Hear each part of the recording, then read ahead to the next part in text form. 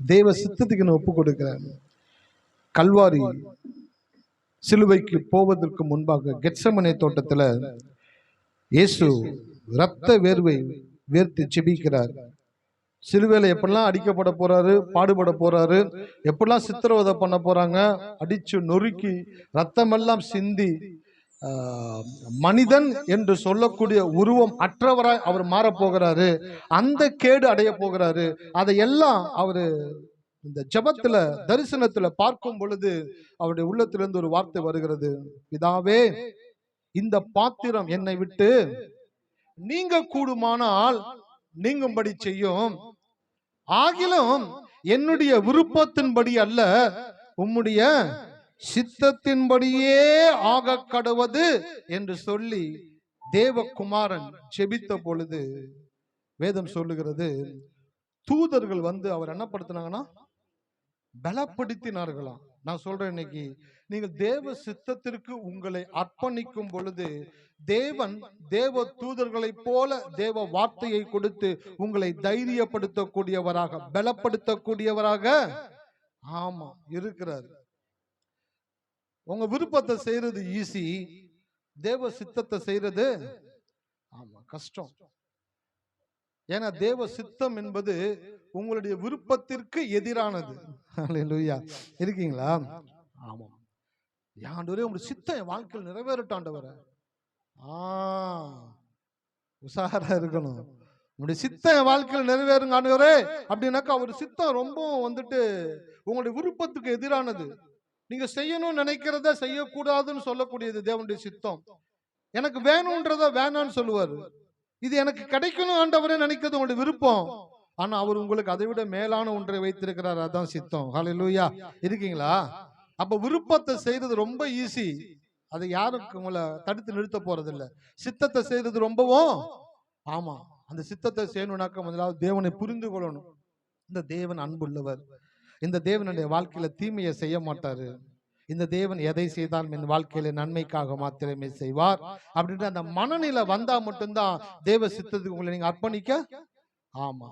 முன்னின்று முன்னறிந்து அழைத்தவரே முன்னின்று நலமுடன் நடத்துவார், சகலமும் நன்மைக்கென்றே சாட்சியாய் முடித்திடுவார். உங்களை அழைக்கும் பொழுது தேவன் உங்களுடைய வாழ்க்கையை ஃபுல்லா தெரிஞ்சுதான் உங்களை அழைத்திருக்கிறாரு. உங்களை அழைத்த தேவன் உங்களுக்கு பின்னாக வருகிறவர் அல்ல, உங்களுக்கு முன்னாக செல்லுகிறவர். ஹல்லேலூயா. சில பேர் சொல்லுவாங்க போ போ போ நான் வர்றேன் அப்படின்ட்டு பின்னாடி நிற்பாங்க. இந்த தேவன் வா வா அப்படின்னு சொல்லிட்டு முன்னாடி போவார். ஹல்லேலூயா. ஆராதனை வேலையில பிரதர் சொன்னது போல செங்கடல் கிட்ட வந்து நின்ன பிற்பாடு என்ன செய்ய போறோமோ தெரியலையே, ஆல்ரெடி ஒருத்தர் செங்கடல்ல குதிச்சிட்டாரு. ஹலோ, இருக்கீங்களா? ஆமா, செங்கடல்ல ஒரு தேவன் குதிச்சுட்டாரு. அவர் சொல்றாரு, கைய மட்டும் நீட்டு, நான் ரெண்டையும் தனித்தனியா பிரிச்சு உங்களை அது நடுவாய் நடக்கும்படி செய்கிறேன் என்று சொல்லி. ஹல்லேலூயா. தெய்வத்தை உணர்ந்து ஒரு விஷயம் உள்ளத்தின் ஆழ்த்து இந்த பாடலை பாடுவோமா? தெய்வ சித்தம் நிறைவேற எனையும் ஒப்படைக்கிறேன், தேவ சத்தம் என்னுள்ளம் பலமாக தோணிக்குதே, தேவ சித்தம் நிறைவேற எனையும் ஒப்படைக்கிறேன், தேவ சத்தம் என்னுள்ளம் பலமாக தோணிக்குதே, முன்னறிந்து அழைத்தவரே முன்னின்று நலமுடன் நடத்துவார், முன்னறிந்து அழைத்தவரே முன்னின்று நலமுடன் நடத்துவார், சகலமும் நன்மைக்கென்றே சாட்சியாய் முடித்திடுவார், சகலமும் நன்மைக்கென்றே சாட்சியாய் முடித்திடுவார், தேவ சித்தம் நிறைவேற எனையும் ஒப்படைக்கிறேன், தேவ சத்தம் என்னுள்ளம் பலமாக தோணிக்குதே, தேவ சித்தம் நிறைவேற ஒப்படைக்கிறேன். தெய்வ சத்தம் என்னுள்ளம் பலமாக தோணிக்குதே. இந்த மாலை வேளையில் தேவனுடைய சித்தம் உங்களுடைய வாழ்க்கையில நடைபெற போகிறது. உங்களுடைய விருப்பத்தை தாண்டி தேவனுடைய சித்தம் உங்களுடைய வாழ்க்கையில நிறைவேற போகிறது.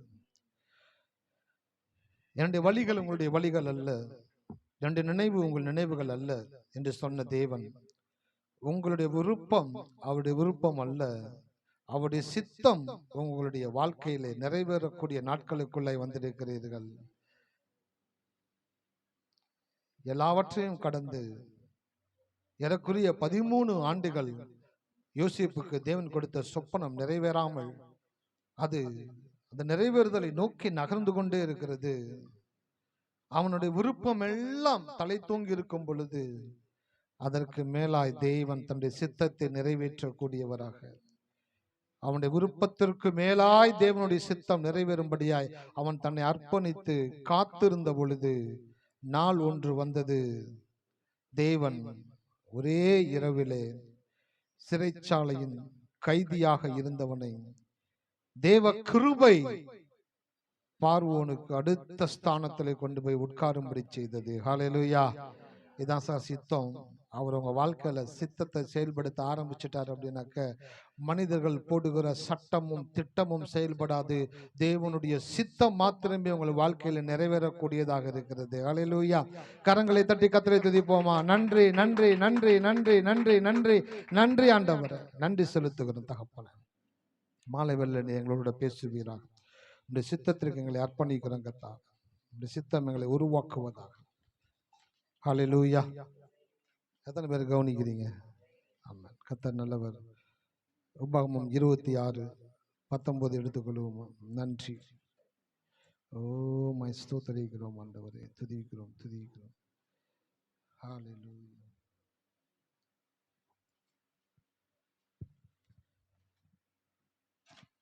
எல்லாரும் எடுத்துட்டீங்களா? நான் உண்டு பண்ணின எல்லா சாதிகளை பார்க்கிலும் புகழ்ச்சியிலும் கீர்த்தியிலும் மகிமையிலும் உன்னை சிறந்திருக்கும்படி செய்வேன். ஆமென். ஹல்லேலூயா. இப்ப அந்த தெய்வத்தை நோக்கி பார்த்து உள்ளத்தின் ஆழத்திலிருந்து சொல்ல போறோம். நீர் உண்டு பண்ணின எல்லா சாதிகளை பார்க்கிலும் புகழ்ச்சியிலும் கீர்த்தியிலும் மகிமையிலும் என்னை சிறந்திருக்கும்படி செய்கிறதற்காய் ஸ்தோத்திரம் ஆண்டவரே. ஆமென். ஹல்லேலூயா. ஆமா, ஒவ்வொரு வாரமும் இந்த வாக்கு தத்துவத்தை அறிக்கை செய்து கொண்டே இருக்கிறோம், சொல்லிக்கிட்டே இருக்கிறோம். இது வேலை செய்யுது. ஹல்லேலூயா.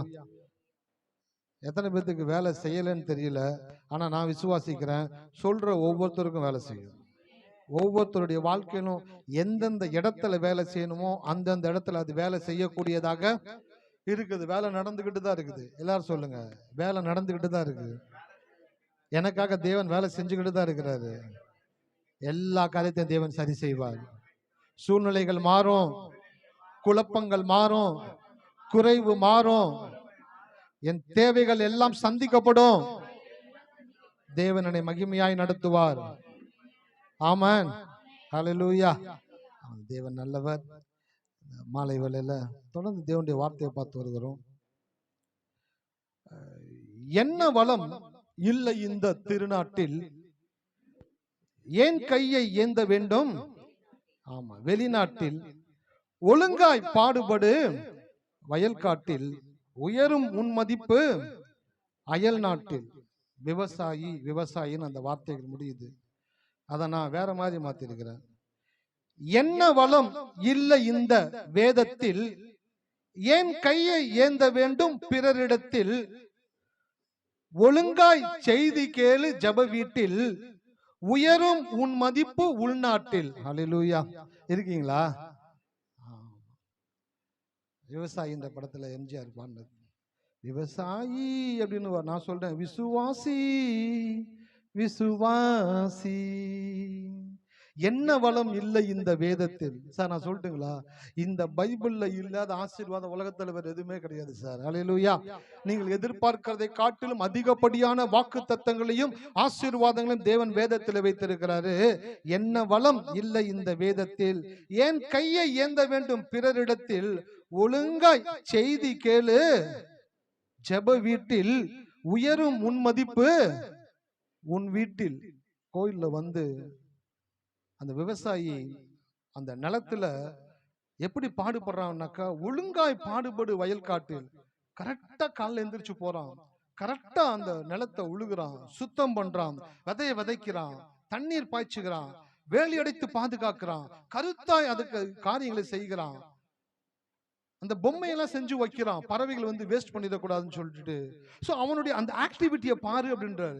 அந்த ஆக்டிவிட்டியை பார்க்கும் பொழுது அவனுக்கு ஒன்னே ஒன்று தெரியும், நான் விதைச்சதை நான் அறுப்பேன். ஹல்லேலூயா. அதுதான் ஒரு விவசாயினுடைய மனநிலை. ஒரு விசுவாசியினுடைய மனநிலை என்ன தெரியுங்களா, நான் வந்து தேவனுடைய வார்த்தையை கேட்டா அந்த வார்த்தை என் வாழ்க்கையில வேலை செய்யும், கட்டாயமா நான் பலனை பெறுவேன். கோயில்ல வந்து உட்கார்ந்து இந்த கடவுளுடைய வார்த்தையை நீங்க எவ்வளவுக்கு எவ்வளவு அட்டென்ஷனோட கேட்குறீங்களோ, அந்த வார்த்தை எவ்வளவு போல உங்களுக்கு உள்ள போகுதோ, உள்ள போக போக அது உங்களை மாற்றக்கூடியதாக இருக்கிறது. உங்களுடைய எண்ணத்தை மாத்துறது, உங்களுடைய நினைவை மாத்துறது. இன்னைக்கு ஒரு காரியத்தை எடுத்து வந்திருக்கிறேன். என்ன அப்படின்னாக்க, அந்த சொல்லுகிற அந்த காரியங்களினுடைய சைலன்சர் எத்தனை பேருக்கு தெரியும்? படத்துல வர சைலன்சர் கிடையாது, வண்டியில வர சைலன்சர் சொல்றேன். பைக்ல, கார்ல எல்லாத்துலயும் சைலன்சர்னு வச்சிருக்காங்க, தெரியுமா? எத்தனை பேருக்கு தெரியும்? ஆமா, சைலன்சர் எதுக்கு அப்படின்னாக்க, அந்த வண்டியினுடைய இன்ஜின்ல இருந்து உருவாகக்கூடிய கேஸ் சவுண்டு, அந்த சவுண்ட் என்ன பண்ணுனாக்கா சைலன்சர் குறைச்சு ரொம்பவும் சைலண்டா வெளியில தள்ளக்கூடியதாக இருக்குது. சைலன்சர் இல்லாத வண்டியை பார்த்தீங்கன்னு வச்சுங்களேன், தப்ப தப்ப தப்ப தப்ப தப்ப தப்பன்னு சவுண்டு கேட்கும். ஊர்ல இருக்கிற எல்லாரும் திரும்பி பார்ப்போம், என்ன வண்டி இப்படி ஓட்டு போறான், அந்த வண்டியில சைலன்சர் இல்லப்பா, இன்ஜின்ல இருக்கிற சவுண்ட் அப்படியே வெளியில வருது, கதை கத்துது. சில பேர் அப்படிதான், சில பிரச்சனை வந்தோடனே கப்ப கப்ப கப்ப கப்பான்னு கத்துவாங்க. ஐயோ என்ன பண்ண போறது தெரியல, எது செய்ய போறது தெரியல. அப்ப அவங்கள பார்த்தோன்னு சொல்லணும், சைலன்சர் இல்ல இந்த வண்டியில, இந்த வண்டியில. ஆமா, கோயிலுக்கு வந்தீங்கன்னாக்கா சைலன்சர் ஃப்ரீயா உங்களுக்கு கொடுப்போம். இந்த சைலன்சர் என்னன்னாக்க, உங்களுடைய வாயின் வார்த்தைகள். ஹல்லேலூயா. அந்த இன்ஜின்ல இருந்து வரக்கூடிய ஹீட்டை கண்ட்ரோல் பண்ணி, அதை மினிமைஸ் பண்ணி, அந்த புகைய, அந்த சவுண்ட ரொம்ப லைட்டா வெளியில கொடுக்கக்கூடியதா இருக்குதான். அதே போலதான் இன்றைக்கு மனிதனுக்கு தேவன் வாயினை கொடுத்திருக்குது. அந்த வாய் என்னன்னாக்க, இந்த முழு சரீரத்தினுடைய சைலன்சரா இருக்குதான். இந்த சைலன்சர் வந்து கரெக்டா இருந்துச்சு அப்படின்னாக்க வண்டி ஸ்மூத்தா போகும். இந்த சைலன்சர்ல ஓட்ட இருந்துச்சு, போல் நட்டு சரியா டைட் பண்ணல, அந்த உள்ள கோரு போச்சுன்னு வச்சுக்கோங்களேன், என்ன ஆகுங்க, பட்ட பட்ட பட்ட பட்ட பட்ட பட்ட சவுண்ட். 11:30 மணிக்கு ஐயா எனக்கா ஜெபம் பண்ணுங்க ஐயா, சைலன்சர் ஓட்ட. ஹலோ, சைலன்சர் ஓட்ட. யா வேலை போயிடுச்சியா, சைலன்சர் ஓட்ட. ஏன் போன உடனே அதை உங்களுடைய வாயை கொண்டு சரி பண்ணும்படியாக தான் தேவன் உங்களுக்கு உங்களுடைய வாயை தேவன் கொடுத்திருக்கிறார். அதனாலதான் நீதிமொழிகள் எழுதுறாரு, மரணமும் ஜீவனும் அதில் பிரியப்படுகிறவர்கள் அதன் கனியை. கோயிலுக்கு வந்தீங்க அப்படின்னாக்க, எந்த ஆங்கிள், எந்த விதத்துல கடவுளுடைய வார்த்தை உங்களுக்குள்ள இன்ஜெக்ட் பண்ணலாம். ஏன் அப்படின்னாக்க, நீங்க அந்த வார்த்தையை கேட்டு நீங்க எவ்வளவு மெச்சூர் ஆகி நீங்கள் ஆசீர்வதிக்கப்படுகிறீர்களோ, உங்களை பார்த்து அநேக மக்கள் தேவனிடத்துல கடந்து வரக்கூடியவர்களாக இருக்கிறார்கள். ஹல்லேலூயா. இருக்கீங்களா? ஆமா. உங்க ஒருத்தர் வாழ்க்கையை மாத்துறதுக்கு ஏன் தேவன் இவ்வளவு பேசிக்கிட்டு இருக்கிறார் அப்படின்னாக்க, அவர் உங்களை ஒருவராய் பார்க்கவில்லை, உங்களை தேவன் ஒரு கூட்டமாய் பார்க்கிறார். ஹல்லேலூயா. நீங்க வேணா ஒண்டியா நான் வந்தாங்க, ஆட்டோல இடமே இல்ல, நெருக்கி பிசுக்கி ஒரே ஆள் தான் இடம் இருந்துச்சு, அப்படியே உட்கார்ந்துக்கிட்டு வந்தேன், நான் ஒரு ஆளா வந்தேன் நீங்க சொல்றீங்களா? கடவுள் உங்களை ஒரு ஆளா பார்க்கல, கடவுள் உங்களை ஒரு திரள் கூட்டமாய் பார்க்கிறார். எத்தனை விசுவாசிக்கிறீங்க? இன்னைக்கு நீங்க தனியா வந்திருக்கலாம், ஒரு சிலரா வந்திருக்கலாம். நான் சொல்றேன், உங்களுடைய வாழ்க்கையை ஆசீர்வைத்து உங்கள் மூலமாய் தேவன் அநேக ஆயிரங்களை தேவனுடைய ஆலயத்திற்கு கொண்டு வர போகிறார். ஹல்லேலூயா. இருக்கீங்களா? ஆமா, அதுக்காக தான் உங்களை கோயில்ல வந்து உட்கார வச்சு கடவுளுடைய வார்த்தை உங்களுக்கு சொல்லி உங்களை முற்றுமாய் தேவன் மாற்றக்கூடியவராக இருக்கிறார். தொடர்ந்து நம்ம பார்த்து ஒரு வேதத்துக்கு பகுதிக்கு நிறைய கடந்து செல்லலாம். இன்னைக்கு ஒரு காரியத்தை உங்களுக்கு பேச போகிறோம். என்ன அப்படின்னாக்க, விருப்பமா சித்தமா, இந்த காரியத்தை உங்களுக்கு பேச போகிறேன். எடுத்து வாசிக்கலாம். மார்க் 11:22-23. இயேசு அவர்களை நோக்கி, ஆ, தேவனிடத்தில் விசுவாசம் உள்ளவர்களாய் இருங்கள். ம், எவனாயில் இந்த மலையை பார்த்து, நீ பெயர்ந்து சமுத்திரே தள்ளுண்டு போ என்று சொல்லி ம். தான் சொன்னபடியே நடக்கும் என்று தன் இருதயத்தில் சந்தேகப்படாமல் விசுவாசித்தால் அவன் சொன்னபடியே ஆகும் என்று மெய்யாகவே உங்களுக்கு சொல்லுகிறேன். ஆமென். ஹalleluya. சொல்றதனுடைய முக்கியத்துவம் என்ன? ஏன் அந்த வார்த்தையை நம்ம பயன்படுத்துறதுல ரொம்ப வந்துட்டு தெளிவா இருக்கணும், ரொம்ப வந்துட்டு எச்சரிக்கையா இருக்கணும். ஏன் அவனுடைய வாயிலிருந்து புறப்படுகிற வார்த்தைகளை தேவன் வந்து இந்த வேத பகுதியில ஆதியாகமத்திலிருந்து வெளிப்படுத்துற வரைக்கும் ஒரு விசுவாசி பேசக்கூடிய வார்த்தையினுடைய தன்மையும் தரத்தையும் குறித்து ஏன் தேவன் இவ்வளவு எழுதி வச்சிருக்கிறாரு அப்படின்னாக்க, உங்க வாய் மாறிடுச்சுனாக்க உங்க வாழ்க்கை மாறிடும், உங்க வாழ்க்கை மாறிடுச்சுனாக்க உங்க குடும்பம் மாறிடும், உங்க குடும்பம் மாறிடுச்சுனாக்க உங்க குலம், உங்க கோத்திரம், உங்க சந்ததி எல்லாவற்றையும் மாற்றக்கூடிய ஸ்டார்டிங் பாயிண்ட் உங்க வாய் தான். ஹalleluya. எல்லா வாயை தொட்டு பார்த்துக்கங்க. இந்த வாயா இவ்வளவு வேலை செய்ய போது? இந்த ஒரு வாய் தான் உங்களுடைய வம்சத்தை ஆசீர்வாதத்திற்குள்ளே நடத்தக்கூடியதாக இருக்கிறது. அப்ப இந்த வாயை தான் தேவன் சரி செய்ய வேண்டும் என்று விரும்புகிறாரு. பல முறை கடவுளுடைய வார்த்தையை கேட்டாலும், பல ஆங்கிள் தேவனுடைய வார்த்தையை கேட்டாலும், ஆனா உங்களால சில நேரத்துல உங்க வாழ்க்கையில் இருக்கிற சூழ்நிலைகள், நெருக்கங்கள், தேவைகள், பிரச்சனைகள்னு வரும் பொழுது உங்களால கடவுளுடைய வார்த்தையை பேச முடியறது இல்ல. ஆமாவா இல்லைங்களா? அல்லேலூயா. இருக்கீங்களா? யாரும் பேசுறது இல்ல, அமைதியா இருக்குதுங்க. காலை ரவி பிரதர்கிட்ட பேசிட்டு இருந்தேன். ஒரு விசுவாசிக்கு சூடு சொரணை கோயிலுக்குள்ளதான் இருக்கணும். வெளியில போயிட்டோம்னா சூடு சொரணை இருக்கக்கூடாது. உள்ளுக்குள்ளதான் சூடு சொரணை இருக்கணும். வெளியில போறீங்க, வெளியில உங்களை பத்தி மட்டமா பேசுறான், உரைக்கவே கூடாது. எரும மாட்டு மேல மழை பெஞ்ச மாதிரி அப்படியே போயிட்டே இருக்கணும். அவன் பேசுறது உங்க காதிலே போக கூடாது, உரைக்கவே கூடாது. ஏன் தெரியுங்களா? அவங்க பேசுற காரியங்களை உங்கள் தேவன் கேட்டுக்கொண்டு இருக்கிறார். ஹல்லேலூயா. ஆனா இங்க தேவன் பேசுறத நீங்க கேட்கணும். இங்க தேவன் பேசுறத நீங்க கேட்டீங்கன்னா, உங்களை வெளியில பேசுறான் பாத்தீங்களா, அவன் பேசுறத தேவன் கேட்பாரு. அவனுக்கு அவர் என்ன பண்ணுமோ அதை பண்ணிடுவாரு. அதனால வெளியில வந்துட்டு கையை மடிச்சு விடுறது, சோல்டரை உயர்த்தி காட்டுறது, கண்ணை உயர்த்தி பாக்குறது, நான் யாரு தெரியுமா, பேசக்கூடாது. யாருன்னே பேசக்கூடாது. இருக்கிற இடம் தெரியாம இருந்துட்டு போயிடணும் வெளியில. ஆனா கோயிலுக்குள்ள வந்தீங்கன்னாக்க சூடு சொரணை பிச்சுக்கிட்டு வரணும். எப்படி பேசும் பொழுது தேவனுடைய வார்த்தையை குறித்து பேசும் பொழுது உள்ளத்துக்குள்ள இருந்து அப்படியே வரணும். வெளியில வருது இல்ல, ஒருத்தவங்களை எரும மாடுன்னு திட்டான் சார் ரோட்ல போகும்போது, விட்டுருவீங்களா அவனை சும்மா? தம்பி ஏதோ விளையாட்டுக்கு பேசுறாப்ல, போப்பா அப்படியா சொல்லுவீங்க? சொக்கா பிடிச்சி ஏத்திடுது. அப்படியே எரும மாடு மாதிரி இருந்தா எரும மாடுன்னு சொல்லுவியா? அவனை போட்டு கலெக்டா பண்றது போட்டு. ஏன்? அந்த ஒரு வார்த்தை உள்ள போய் உரைக்குது. நான் சொல்றேன், வெளியில பேச வார்த்தை உரைக்கவே கூடாது. வெளியில 1000 பேர் 1000 காரியத்தை பேசிக்கிட்டே இருக்கட்டும். தாவீது சொல்லுகிறார், நான் செவிடனை போல கேளாதவனாக. அவங்ககிட்ட போய் தகராறு பண்ணிருக்க கூடாது. நீ எப்படி பேசுவியா? வா உண்டி கொண்டி வா, நான் ஒரு கூட்டத்தை நீ கூட்டத்தை கூட்டிட்டு வா, போடா போடா போடா, எதை வேணாலும் பேசிட்டு போடா. நீ என்ன பேசினாலும் எங்க அப்பா கேட்டுக்கிட்டே இருக்கிறாரு. நீ என்ன பேசுறியோ அதுக்கு ஆப்போசிட்டா என் வாழ்க்கையில என் தேவன் செய்யக்கூடியவரா இருக்கிறாரு. ஹல்லேலூயா. யாருக்கு அதை செய்வாரு? கோயில்ல வந்துட்டு கடவுளுடைய வார்த்தையை உன்னிப்பா கேட்கிறான் பாத்துங்க, அவனுக்கு தான் தேவன் வெளியில அந்த காரியத்தை செய்வாரு. கோயில்ல வந்துட்டு எந்த விதமான ரியாக்ஷனும் இல்லாம, எந்த விதமான ஒரு அட்டென்ஷனும் இல்லாம அப்படியே ரிலாக்ஸா உட்கார்ந்து இருந்துட்டு அப்படின்றீங்க பாத்தீங்களா, அவங்களுக்கு எதுவுமே நடக்காது. ஹல்லேலூயா. இருக்கீங்களா? ஆமா, கோயில்ல வந்து உட்கார்ந்து எனக்கு அந்த வார்த்தை உள்ளுக்குள்ள போகணும். நான் சொல்றேன், உங்க வாய் மாறிடுச்சுனாக்க உங்க வம்சமே மாறிடும். எத்தனை பேருக்கு வம்சம் மாறணும்னு நினைக்கிறீங்க? ஹல்லேலூயா. நான் மாறினா போதும் சார், என் பிள்ளைங்க நல்லா இருந்தா போதும் சார், அது உங்களுடைய புத்தி. நானும் யோசுவாவுடைய சந்ததி நினைக்கிறேன். நீங்களாம் நானும் என் வீட்டாருமோ என்றால், நானும் என் வீட்டாருமோ என்றால் கர்த்தரையே சேவிப்போம். யோசுவாவுடைய சந்ததி நீங்களா. ஆனா கடவுள் சொல்றாரு, நான் 1000 தலைமுறை மட்டும் இரக்கம் செய்கிறவராக இருக்கிறேன். கடவுள் எப்படி பார்க்கிறார் பாருங்க. உங்கள் மூலமா உங்களுக்கு பின்பாக இருக்கக்கூடிய 1000 தலைமுறையை, 1000 சந்ததியை தேவன் உங்களுக்குள்ளாக பார்க்கிறார். அந்த கண்ணோட்டம் உங்களுக்குள்ள வரணும். உங்க பிள்ளைய பாக்குறீங்களா? பார்க்கும் பொழுது அவன் எப்படி படிக்கிறான், அவன் எப்படி பிஹேவ் பண்றான், அவன் எப்படி கீழ்படுகிறான், அதன் மூலமா அவனுடைய எதிர்காலத்தை நீங்க டிட்டர்மைன் பண்ணக்கூடாது. அவனுடைய வாழ்க்கையை நீங்க எப்படி டிட்டர்மைன் பண்ணணும்னாக்கா, அவன் எப்படி இருந்தாலும் பரவாயில்ல. வேதத்துல போட்டிருக்கு, உன் பிள்ளைகள் எல்லாரும் கர்த்தரால் போதிக்கப்பட்டு இருப்பார்கள், உன் பிள்ளைகளுடைய சமாதானம் பெரிதாய் இருக்கும் என்ற வேத எழுத்தின்படி இந்த பையனுக்கு தேவனே போதிப்பாரு. இந்த பையனுடைய சமாதானம்ன்ற வார்த்தைக்கு என்னன்னாக்க, அவனுடைய பின் சந்ததி முழுவதுமாய் தேவனுடைய நாமத்திற்கு மகிமையாய் சாட்சியாய் வாழக்கூடியதுதான் சமாதானம்ன்ற வார்த்தை. ஹல்லேலூயா. இருக்கீங்களா?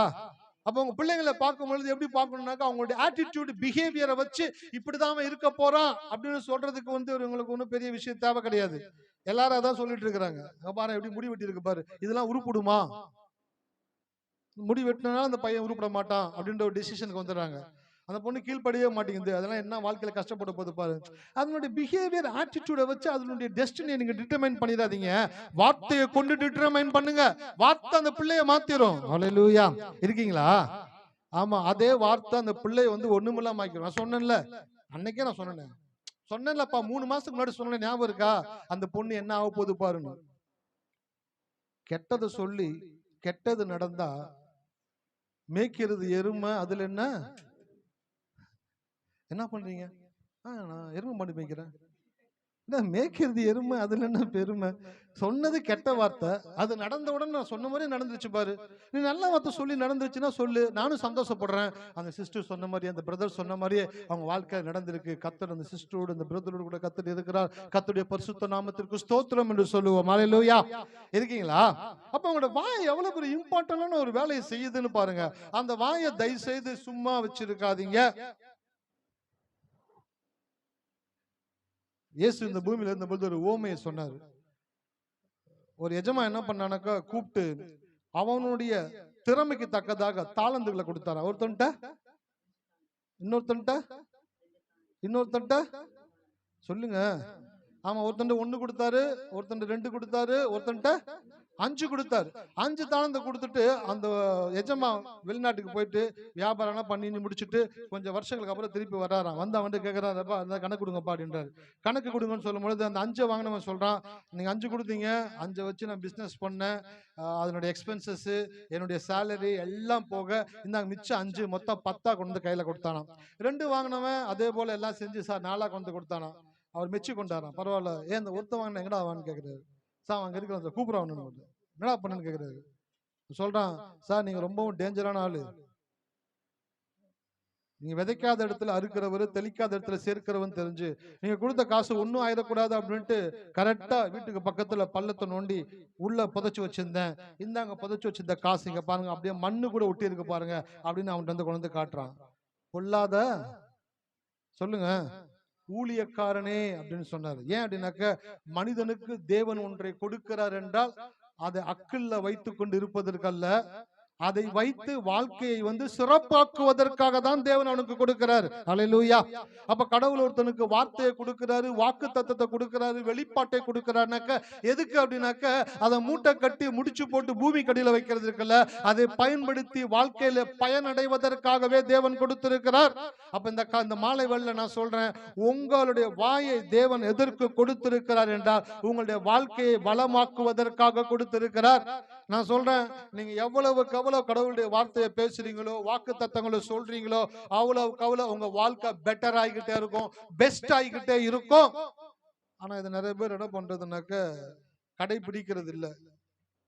புலி பசிச்சாலும் புல்ல, இங்க நிறைய புலிங்க உட்கார்ந்து இருக்காங்க. புலிங்களா புள்ளைங்களான்னு தெரியல. ஆமா, புள்ளிங்க. இவங்க பசிச்சா எதை வேணாலும் சாப்பிடுவாங்க. மத்தியானத்துல பண்ணு கொடுத்தாங்க, டீல தொட்டு சாப்பிடுவாங்க. பசிக்குதுப்பா, சாப்பிடு, பண்ண சாப்பிடு. வீட்டுக்கு போறோம், பிஸ்கட்ல தொட்டு சாப்பிடு. அப்புறம் சாப்பாடு சாப்பிடு.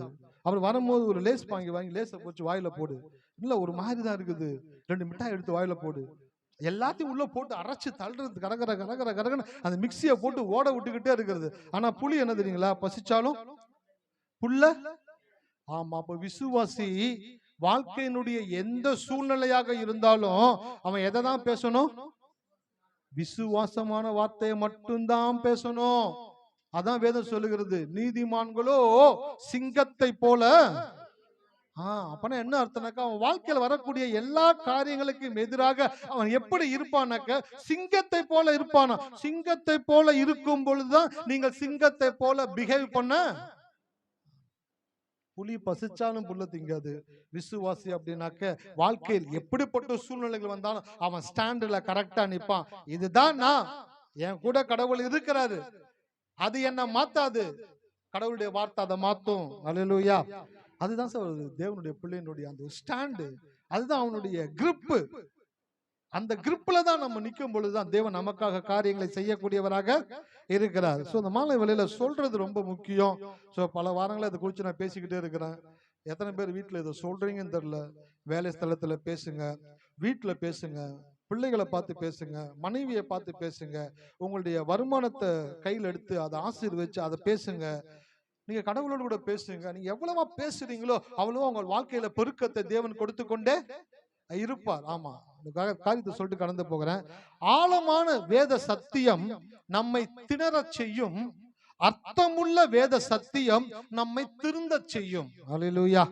எத்தனை பேத்துக்கு உள்ள வார்த்தை போகுது?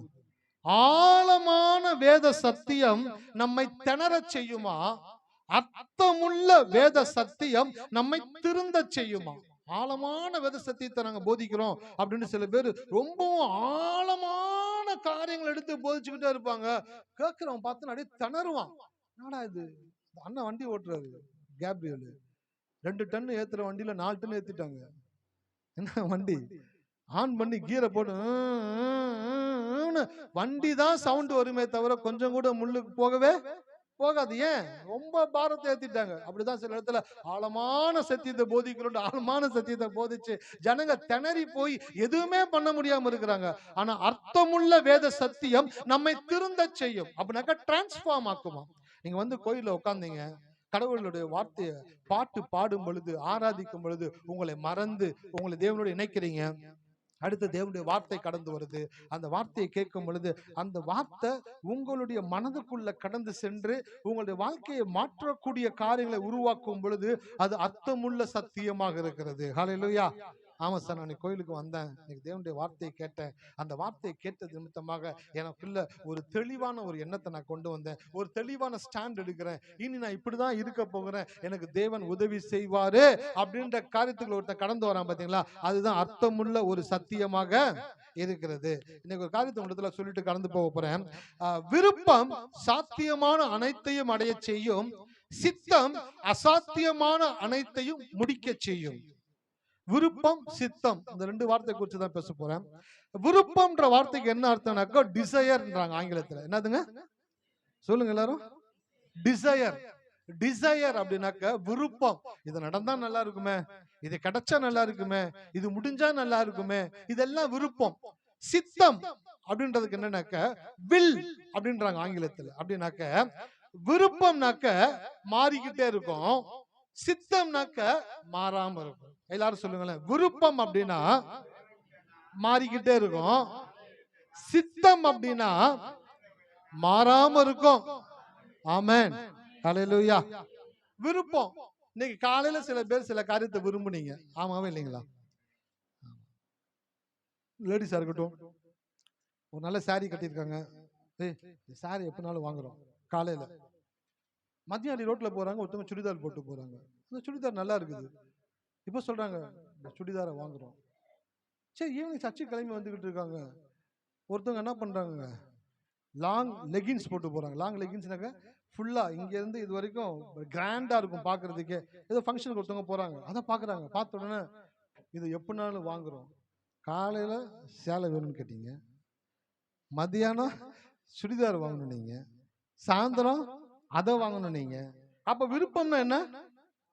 ஆமா, மாறிக்கிட்டே இருக்கும், மாற்றத்துக்குள்ள கடந்து போய்கிட்டே இருந்தா அது விருப்பம். சித்தம் என்ன தெரியுங்களா? இது எனக்கு வேணும் அப்படின்னாக்க அது கிடைக்கிற வரைக்கும் அதே நினைவாக இருக்கிறாங்க பாத்தீங்களா, அதுதான் சித்தம். ஹல்லேலூயா.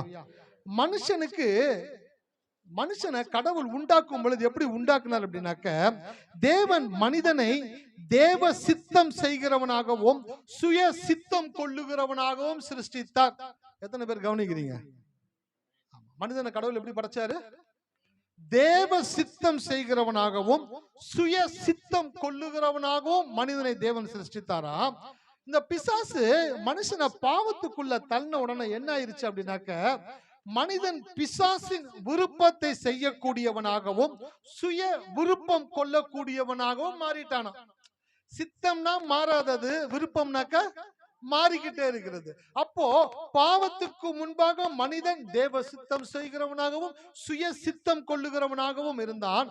பாவம் வந்த உடனே பிசாசுனுடைய விருப்பத்தை செய்யக்கூடியவனாகவும் சுய விருப்பம் உடையவனாகவும் மாறிட்டான். அதனாலதான் நீங்க சில பேர் பார்த்தீங்கன்னா மாறிக்கிட்டே இருக்கும், விருப்பங்கள் மாத்திக்கிட்டே இருப்பாங்க. சில ஆண்கள் பெண்கள் சில பிள்ளைகளை பார்த்தீங்கன்னாக்கா எனக்கு இதுன்னுவாங்க அதுன்னுவாங்க அப்படின்னுவாங்க இப்படின்னுவாங்க, இது வேணும் அது வேணும், மாறி மாறி மாறி மாறி மாறிக்கிட்டே இருக்கும். விருப்பம் மாறிக்கிட்டே தான் இருக்கும். எப்போ உங்களுடைய நீங்க ஆசைப்படுற காரியங்கள் மாறிக்கிட்டே இருக்குதோ அது என்னதுங்க?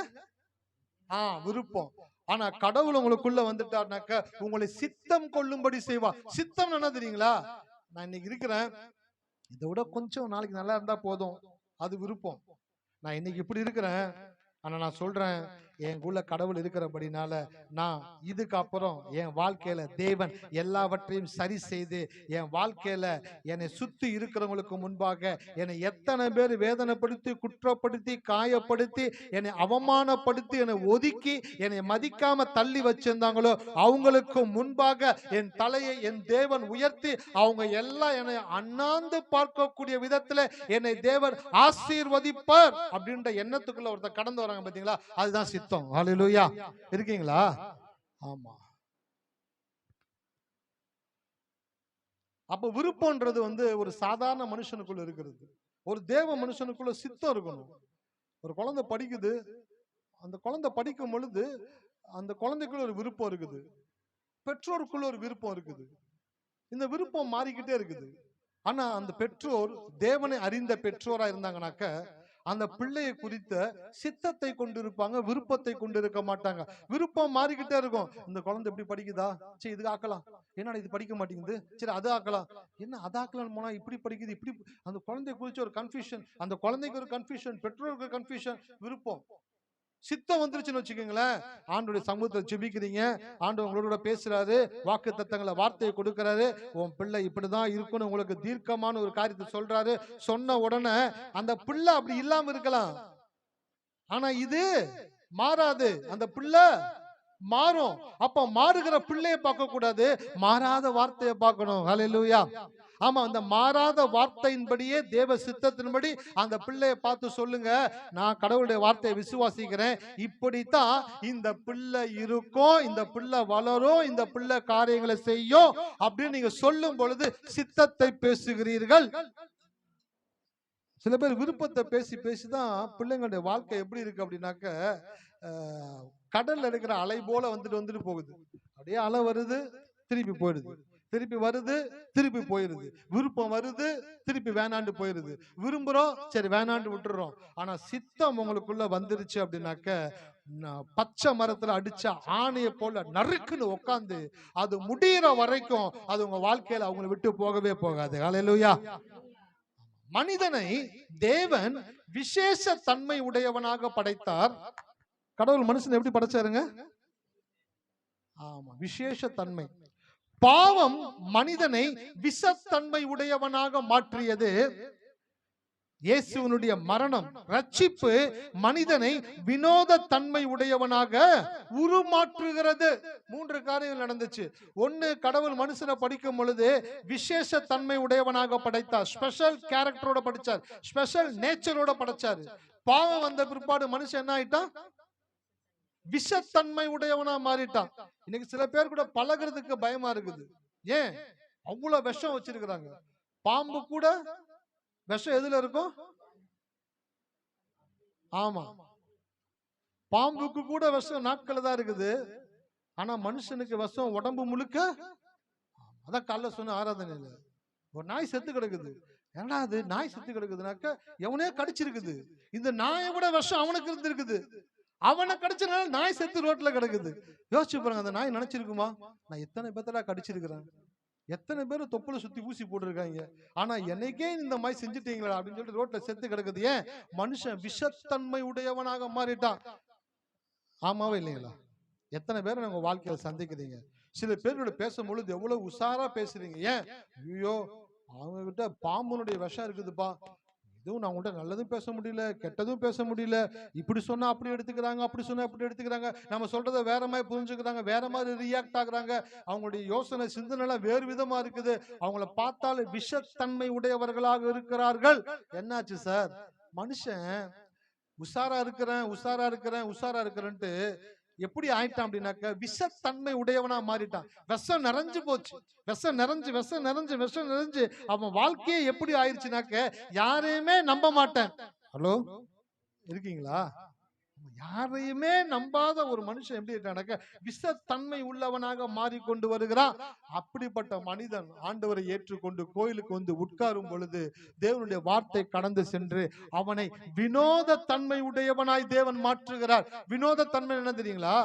Different nature. அப்படின்னாக்க கோயிலுக்குள்ள வந்து கடவுளை ஆராதிச்சு கடவுளுடைய வார்த்தையை தொடர்ந்து கேட்க கேட்க கேட்க அவனுடைய இருதயத்தை, அவனுடைய மனதை, அவனுடைய புத்தியை, அவனுடைய சிந்தனையை, அவனுடைய யோசனையை, அவனுடைய நினைவை, அவனுடைய பேச்சை, அவனுடைய பார்வையை எல்லாவற்றையும் தேவனுடைய வார்த்தை மாற்றக்கூடியதாக இருக்கிறது. இப்ப வினோதமான ஒரு மனிதனாய் மாறுகிறான். வினோதமான மனிதன் அப்படின்னாக்க உலகம் சிந்திக்கிறதற்கு எதிராய் சிந்திக்க கூடியவன் தான் வினோதமான மனிதன். அதான் வேதத்தில் எழுதப்பட்டிருக்குது, நீங்கள் இந்த பிரபஞ்சத்திற்கு ஒத்த வேஷம். ஆமா, தேவனுடைய நன்மையும் பிரியமும் பரிபூர்ணமான சித்தம் என்னதென்று பகுத்தறியத்தக்கதாக உங்கள் மனம் புதிதாகிறதுனாலே, இந்த மறு ரூபன்ற பாத்தீங்களா, அதுதான் அந்த வினோத தன்மை. அந்த வினோத தன்மை உங்களுக்குள்ள கொண்டு வரணும் தான் இந்த இடத்துல ஆவியானவர் உங்களோடு கூட பேசி கொண்டிருக்கிறார். நீங்களாம் இயேசுவை ஏற்றுக்கொள்றதுக்கு முன்பாக விஷத்தன்மை உள்ளவங்களா இருந்தீங்க. கோயிலுக்கு வந்த பிற்பாடு அந்த பாம்பை பிடிச்சு அதுல இருக்கிற அந்த கழுத்தை பிடிச்சி அப்படியே அமுக்குவாங்க.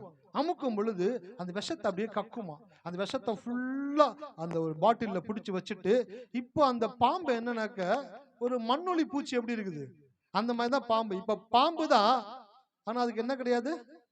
விஷம் கிடையாது. அந்த விஷத்தை ஃபுல்லா எடுக்கிறது போல நீங்கள் கோயிலுக்கு வந்து உட்கார்ந்து கடவுளுடைய வார்த்தையை கேட்கும் பொழுது அந்த வார்த்தை என்ன பண்ணுதுன்னா கரெக்டா உங்க தொண்டையில போய் பிடிச்சு. ஹலோ, இருக்கீங்களா? ஆமா, பாம்பு தொண்டைய பிடிச்சு அந்த விஷத்தை ஃபுல்லா ஊழியக்காரர் என்ன பண்றாருன்னா கக்க வைக்கிறாரு.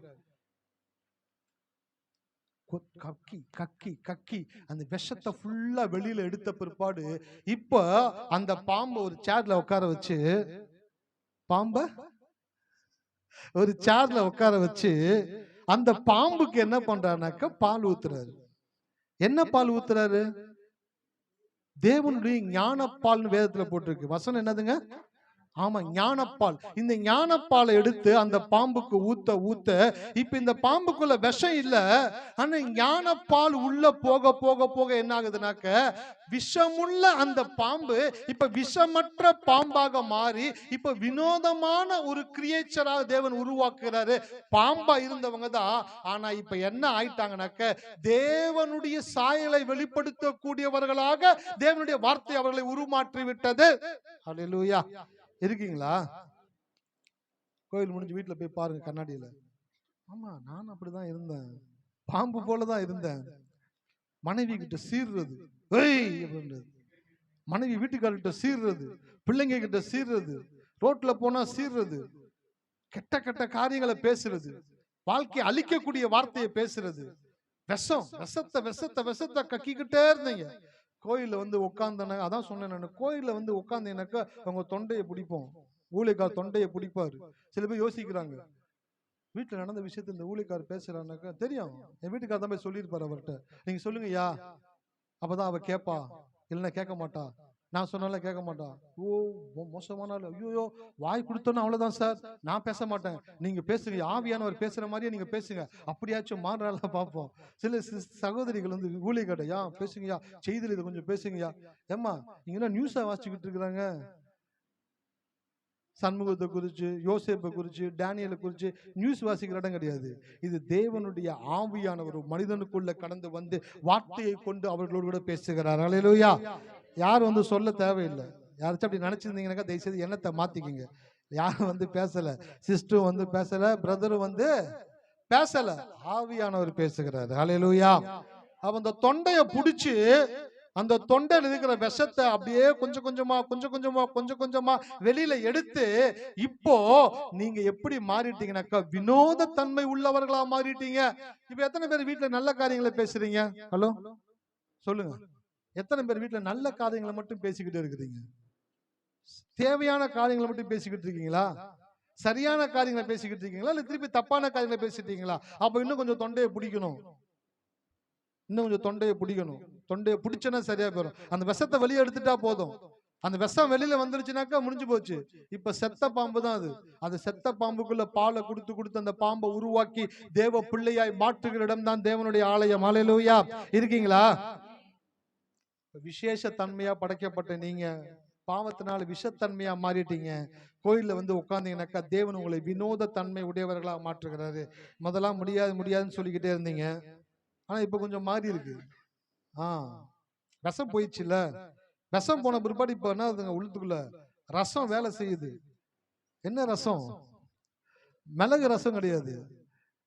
மாசம் குடிக்கிறீங்களா தேவனுடைய ரத்தத்தை குடிக்கிறீங்களா? இயேசு கிறிஸ்துவின் ரத்தம். அதை என்ன சொல்றேங்க? ரசம் தானே குடிக்கிறீங்க. ஆமா, விஷத்தை எடுத்துட்டு ரசத்தை குடுக்குறோம். அந்த ரசத்தை வாங்கி குடிக்கும் போது சொல்லுங்க, எனக்குள்ள விஷம் இருந்துச்சு, அந்த விஷத்தை ஃபுல்லா தேவன் எடுத்துட்டு இப்ப அவருடைய ரத்தமாகிய ரசத்தை எனக்கு கொடுக்கிறாரு. இந்த ரசத்தை நான் குடிக்கும் பொழுது நான் இப்ப விஷத்தன்மை உள்ளவனாக இல்ல, நான் வினோத தன்மை உள்ளவனாய் தேவன் என்னை மாற்றுகிறார். ஹல்லேலூயா. இப்ப உங்களால முடியாததெல்லாம் முடியும். நீங்க கஷ்டம் நினைச்சுக்கிட்டு இருந்ததெல்லாம் உங்களுக்கு தேவன் ஈஸியாக்கி கொடுப்பாரு. நீங்க ஆசைப்பட்டீங்களா சில காரியங்களை, இதெல்லாம் என் வாழ்க்கையில நடக்குமா அப்படின்னு நினைச்சுக்கிட்டு இருந்தீங்கல்ல, அதெல்லாம் உங்க வாழ்க்கையில நடக்க ஆரம்பிக்கும். ஹல்லேலூயா. தேவன் செய்ய ஆரம்பிப்பாரு. விஷம் போயிருச்சுனாக்க தேவனுடைய சித்தம் உங்க வாழ்க்கையில நடக்க ஆரம்பிச்சிரும்.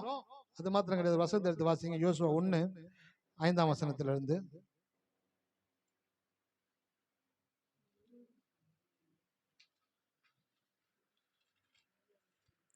யோசுவா 1:5 வாசிக்கலாம். நீ உயிரோடு இருக்கும் நாளெல்லாம் ஒருவனும் உனக்கு முன்பாக எதிர்த்து நிற்பதில்லை. நான் மோசையோடு இருந்தது போல உன்னோடு இருப்பேன். நான் உன்னை விட்டு விலகுவது இல்லை, உன்னை கை விடுவதும் இல்லை. பலங்கொண்டு திடமனதாயிரு. இந்த ஜனத்தின் பிதாக்களுக்கு நான் கொடுப்பேன் என்று ஆணையிட்ட தேசத்தை நீ பங்கிடுவாய். என் தாசனாகிய மோசே உனக்கு கற்பித்த நியாய பிரமாணத்தின்படியெல்லாம் செய்ய கவனமா இருக்க மாத்திரம் மிகவும் பலங்கொண்டு திடமனதாயிரு. நீ போகும் இடமெல்லாம் புத்திமானாய் நடந்து கொள்ளும்படிக்கு அதை விட்டு வலது இடதுபுறம் விலகாதிருப்பாயாக. இந்த நியாயப்பிரமாண புஸ்தகம் உன் வாயை விட்டு பிரியாதிருப்பதாக. இதில் எழுதியிருக்கும்படியெல்லாம் நீ செய்ய கவனமா இருக்கும்படி இரவும் பகலும் அதை தியானித்து கொண்டு இருப்பாயாக. அப்பொழுது நீ உன் வழியை வாய்க்க பண்ணுவாய், அப்பொழுது புத்திமானாய் நடந்து கொள்ளுவாய். ஆமென். ஹல்லேலூயா. பாருங்க, இந்த 5, 6, 7, 8 இந்த 4 வசனங்களை வாசிச்சுட்டாங்க. நீங்க வீட்டுல போயிட்டு ரிலாக்ஸா பொறுமையா அந்த வசனங்களை வாசிங்க. அந்த 4 வசனத்துக்குள்ள கடவுள் ஒரு மனிதனுடைய வாழ்க்கையை முழுவதுமாய் மாற்றி அமைக்கக்கூடிய ஒரு ஸ்ட்ராங்கான ஒரு ட்ரூத்தை தேவன் அந்த இடத்துல எழுதி வைத்திருக்கிறார். இதை குறித்து நான் பலமுறை பிரசங்கித்திருக்கிறேன். நான் பிரசங்கித்திருக்கிறேன், அண்ணன் பிரசங்கித்திருக்காங்க, அநேக ஊழியக்காரர்கள் பிரசங்கித்திருக்கிறாங்க. எவ்வளவு பிரசங்கிச்சாலும் இன்னும் அதுக்குள்ள தேவன் ஸ்டஃப் வைத்திருக்கிறார். ஹல்லேலூயா. அதுக்குள்ள இன்னும் தேவன் நிறைய ஸ்டஃப் உள்ள வைத்திருக்கிறார். பாருங்க, பெரும் புள்ளியோ பெரும் கூட்டமோ சைலண்ட் ஆக்கும் சைலன்சர் தேவனுடைய வார்த்தை. ஹல்லேலூயா. இருக்கீங்களா? பெரிய ஆளு சார், ஒண்ணுமே செய்ய முடியாது சார் அவங்க கிட்டலாம். அப்படிப்பட்ட ஆளையும் தேவனுடைய வார்த்தையினால சைலண்ட் ஆக்க முடியும். சார் நிறைய பேர் வராங்க சார், என்ன பண்றதே தெரியல சார். பரவாயில்ல, எவ்வளவு பேர் வந்தாலும் அவ்வளவு பேர்த்தையும் அமர்த்தக்கூடிய ஆற்றல் தேவன் தன்னுடைய வார்த்தையில வைத்திருக்கிறார். அதனால்தான் மோசேக்கு அப்புறம் 42 லட்சம் ஜனங்கள், எத்தனை பேருங்க? ஆமா, ஏறக்குரிய 42 லட்சம் ஜனங்களை எகிப்து என்ற ஒரு பெரிய தேசத்திலிருந்து விடுதலையாக்கி தேவன் வெளியில கொண்டு வந்து கொண்டிருக்கிறார். மோசே என்ற ஒரு மனிதனை கொண்டு அத்தனை மக்களை விடுதலையாக்கி வெளியில கொண்டு வந்துகிட்டே இருக்கிறாரு. அவங்க கடவுள் சொன்ன இடத்துக்கிட்ட வரும் பொழுது இந்த மோசையை தேவன் எடுத்துக்கொண்டார். மோசை இறந்துட்டாரு, தேவன் எடுத்துட்டாரு, முடிஞ்சிச்சு. இப்ப மோசையினுடைய பிளேஸ்ல ஒரு ஆள் வரணும். ஏன்னா அந்த தலைவனுக்கு பின்னாடிதான் ஜனங்கள் எல்லாம் நடந்து அந்த தேசத்துக்குள்ள கடந்து போகணும். அப்ப மோசையின் இடத்துல ஒரு இன்னொருத்தனை கொண்டு அந்த இடத்துல வைக்கணும். யாரை வைக்கணும்னாக்கா மோசே இருக்கும்போதே சொல்றாரு, இந்த யோசுவா இந்த ஜனங்களை நடத்தக்கூடியவனாக இருக்கிறான். அப்ப அந்த யோசுவாவின் மேல தேவனுடைய அபிஷேகம் கடந்து வருது. அந்த யோசுவா பார்க்கிறான், இந்த 42 லட்சம் ஜனங்கள் இவ்வளவு கூட்ட மக்களாக இருக்கிறார்களே, இவ்வளவு கூட்ட மக்களுடைய பிரச்சனை, இஷ்யூஸ், எதிர்த்து வரக்கூடிய ராஜாக்களுடைய தந்திரங்கள், இவை எல்லாவற்றையும் யோசிச்சுக்கிட்டு இருக்கிறான். இதையெல்லாம் கடந்து இந்த மக்களை நான் கொண்டு போய் உள்ள சேர்க்கணும்ன்ற பொறுப்பு, ரெஸ்பான்சிபிலிட்டி. ஹல்லேலூயா. இருக்கீங்களா? வாழ்க்கையில நீங்க எப்ப மாறுவீங்க தெரியுங்களா? எப்ப ரெஸ்பான்சிபிலிட்டி வருதோ அப்பதான் நீங்க மாறுவீங்க. ரெஸ்பான்சிபிலிட்டி எப்ப வரலையோ அது வரைக்கும் நீங்க மாறவே சொல்லுங்க. ஆமா, ரெஸ்பான்சிபிலிட்டி வரணும். ரெஸ்பான்சிபிலிட்டின்றது ஒரு மனுஷனை உருவாக்கக்கூடிய ஆயுதம். எல்லாம் சொல்லுவாங்கல்ல, அப்பா அந்த பையனுக்கு ஒரு கால் கட்டை போடுங்கப்பா, அப்பதான் உருப்படியா வேலைக்கு போவான், 4 காசு சம்பாதிப்பான், வீட்டுல கொண்டு வந்து கொடுப்பான். என்ன சொல்றாங்க? வேலைக்கு போகாம சுத்திக்கிட்டு இருக்கிறான், அவனுக்கு ஒரு கல்யாணத்தை பண்ணாக்கா பொறுப்பு வந்துடும். பொறுப்பு வருதோ இல்லையோ, மனைவி குத்துற குத்துல வேலைக்கு போய் தான் ஆகணும், வீட்டு வாடகை கொடுத்து தான் ஆகணும், சாப்பாடு கொடுத்து தான் ஆகணும், எவ்வளவு காரியங்களை பார்த்து தான் ஆகணும். அவனுக்கு ஒரு கால் கட்டை போடுங்க, அந்த கால் கட்டை போட்டு அவனுக்கு பொறுப்பு வந்துடும் அப்படின்ற விஷயத்த ஜனங்க என்ன பண்றாங்க, இன்ஜெக்ட் பண்றாங்கல்ல. அப்போ ஒரு மனிதனை ஒரு பொறுப்பான ஒரு காரியத்திற்குள்ள வைக்கும் பொழுதுதான் அவன் என்ன பண்றானாக்க ரெஸ்பான்சிபிலிட்டிக்குள்ள வரக்கூடியவனாக இருக்கிறான். இன்னைக்கு நான் சொல்றேன், உங்க வாழ்க்கையில கடவுளுடைய ஆலயத்துக்கு வருகிறீங்க, நீங்க உங்கள் மேல ஒரு பொறுப்பு இருக்கிறது. ஹல்லேலூயா. எல்லாரும் சொல்லுங்க, என் மேல ஒரு பொறுப்பு இருக்கு. நான் படிக்கிற பிள்ளையா இருந்தா, நான் நல்லா படிச்சு நான் உயர்ந்த நிலைக்கு வரணுன்றது என் மேல இருக்கிற பொறுப்பு. நான் வேலைக்கு போறவங்களா இருந்தா சரியா வேலையை பார்த்து சம்பாதித்து கொண்டு வந்து குடும்பத்தை நடத்தணுன்றது என் மேல இருக்கிற பொறுப்பு.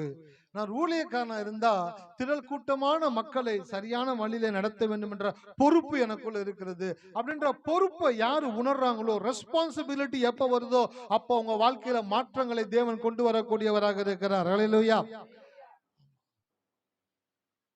சில படிக்கிற பசங்களுக்கு ரெஸ்பான்சிபிலிட்டி இல்லை. ஏதோ படிக்க வைக்கிறாங்க, நான் ஏதோ ஸ்கூலுக்கு போறேன், ஏதோ நான் ஸ்கூலுக்கு போறேன், ஏதோ படிக்க வைக்கிறாங்க, ஏதோ படிக்கிறேன், ஏதோ பண்ணலாம், எப்படியோ வாழ்க்கை போகுது அப்படின்ற பிள்ளை வந்து பாத்தீங்கன்னாக்க வாழ்க்கையில ஒரு பெரிய காரியத்தை பண்ணவே முடியாது. அவரோட பிள்ளைகளை கொண்டு கோயில்ல உட்கார வைக்கணும். சில பேர் சொல்றாங்க, ஐயா என் பையன் ரொம்ப மோசமா இருக்காயா, சரி கோயிலுக்கு கூட்டு வாங்கம்மா, கோயிலுக்கு மட்டும் வர மாட்டாயா, அப்படின்னா தயவுசெய்து போங்கம்மா. என்ன பண்ண முடியும்? மந்திரவாதமா பண்ண முடியும்? இங்க ஆண்டவரே அந்த பையனை அந்த வீட்டில இருந்து இயேசுவின் நாமத்தினாலே அவனுக்கு தெரியாமலேயே அதெல்லாம் பண்ண முடியாது. அந்த பையன் மாறினக்கு கோயிலுக்கு வரணும். என் வீட்டான ஒருத்தவங்க வந்தாங்க, என் பொண்ணுக்கு உடம்பு சரியில்லையா, ஜெபம் பண்ணுங்கய்யா. நான் ஜெபம் பண்றேமா, கோயிலுக்கு கூட்டிட்டு வாங்க. ஏன் கோயிலுக்கு மட்டும் வரமாட்டாங்கய்யா. சரி கோயிலுக்கு எனக்கு என்ன பண்றது? தாகம் எடுத்தா தண்ணி குடிச்சுதான், இல்ல தாகமா இருக்கியா, சரி வாங்க தண்ணி தரேன், இல்லையா வரமாட்டேயா, சரி அப்ப தாகத்திலே இருங்க, நான் என்ன செய்ய முடியும்? கோயிலுக்கு வர்றதுன்னா சில பேருக்கு கஷ்டமா இருக்குது. உண்மையில கோயிலுக்கு வந்து பார்த்தா தான் தெரியும், அவங்க ஒண்ணுமே பண்றது இல்லை. யாராச்சும் ஏதாச்சும் பண்றோமா சொல்லுங்களேன்? கோயில்ல பாத்தீங்கன்னாக்கா நிறைய பேர் போட்டு சவுக்கால் அடிக்கிறானுங்க, உருளுன்றானுங்க, பெருளுன்றானுங்க, குதின்றானுங்க, தலைகளே நடன்றானுங்க. நாங்க ஏதாச்சும் சொல்றோமா? அழகா ஏசியை போட்டு சேர்ல உட்கார வச்சு அன்பா அவங்களுக்கு கடவுளுடைய வார்த்தையை போதிக்கிறோம். அவங்க என்ன நினைச்சுக்கிறாங்கன்னாக்கா, வெளியில இருக்கிறவங்க அந்த கோயிலுக்கு போயிடாத, அவங்கள மாத்திடுவானுங்க. சார் யாரும் மாத்த முடியாது சார், யாரும் மாத்த முடியாது. கடவுள் ஒருத்தர் நினைத்தால் மாத்திரம்தான் ஒரு மனிதனுடைய தலையெழுத்தை மாற்றி எழுதக்கூடியவராக இருக்கிறார். ஹல்லேலூயா. அப்போ அவங்க என்ன நினைக்கிறாங்கனாக்க, மாறணும் அப்படின்னாக்க, அந்த பையன் வீட்டுல இருக்கிறான், கெட்டு போயிட்டாயா, சரியில்லையா, சரிம்மா கோயிலுக்கு கூட்டு வாங்கம்மா, கோயிலுக்கு கூட்டு வந்து உட்கார வைங்க. உட்கார வச்சு கடவுளுடைய வார்த்தையை கேட்க கேட்க கேட்க அவனுக்குள்ள வாழணுன்ற ஆசை வரும், சாதிக்கணுன்ற ஆசை வரும், மேல வரணுன்ற ஆசை வரும், நான் நல்லா இருக்கணுன்ற ஆசை வரும். நான் எங்களுடைய சந்ததியில, குடும்பத்துல, சொந்தக்காரங்க மத்தியில என் குடும்பத்துக்கு ஒரு பெரிய ஒரு ஆசீர்வாதமான மனிதனா என்னை தேவன் தெரிந்து கொண்டு இருக்கிறார் என்ற விதையை அவனுக்குள்ள விதைக்கும் பொழுது அது மரமாக வளர்ந்து நிற்கும். என்னெல்லாம் சொன்னாங்க, எல்லாம் படிக்காதவன்டா, 8வது பாஸ், 9வது டிஸ்கண்டினியூ ஆயிட்ட, உன் வாழ்க்கை என்ன தெரிவிக்க போது, ஏதோ ஒரு வேலையை பார்த்து பொழைச்சுக்கோ, ஏதோ ஒரு வேலையை பாரு அப்படின்னாங்க. நானும் ஒரு மெக்கானிக் ஷெட்ல போய் வேலைக்கு சேர்ந்தேன். ஒரு நாளைக்கு 10 ரூபா 12 ரூபா கொடுப்பான். இங்க வியாசாரப்பாடுல இருந்து அண்ணா நகர் நாதமுனி வரைக்கும் சைக்கிள்ல போனோம். அங்க சைக்கிள்ல போய் அந்த மெக்கானிக் ஷெட்ல வேலை பார்த்தா 10 ரூபா கொடுப்பான். நான் சொல்றது 798 10 ரூபா 12 ரூபா ஒரு நாளைக்கு சம்பளம். சைக்கிள் மிதிச்சுட்டு அவ்வளவு தூரம் போகணும். கடை சாத்துவான்னு பார்த்தாக்கா கடை சாத்துவான் நைட்டு 9:30 மணிக்கு. 9:30 மணிக்கு முடிச்சுட்டு அங்கேருந்து சைக்கிள் எடுத்துட்டு வீட்டுக்கு வரதுக்குள்ள பார்த்தாங்க உடம்பே டயர்ட் ஆயிரும். அந்த மெக்கானிக் ஷெட்ல அந்த டைட்டா அந்த போட்டு ஸ்பேனர்ஸ் இருக்கிறது, வண்டியை தள்ளுறது. இப்பயே இப்படி இருக்கிறனாக்கா அப்ப எப்படி இருக்குன்னு யோசிச்சு பாருங்க. கிரீஸ் டப்பாவும் எண்ணெயும் ஒன்னா வச்சீங்கன்னாக்கா எது கிரீஸ் டப்பான்னு தெரியாது. அந்த மாதிரி கலர்ல இருப்பேன். அழுக்கு ட்ரெஸ், ஒயிட் ட்ரெஸ் போட்டு போக முடியாது மெக்கானிக் ஷெட்டுக்கு.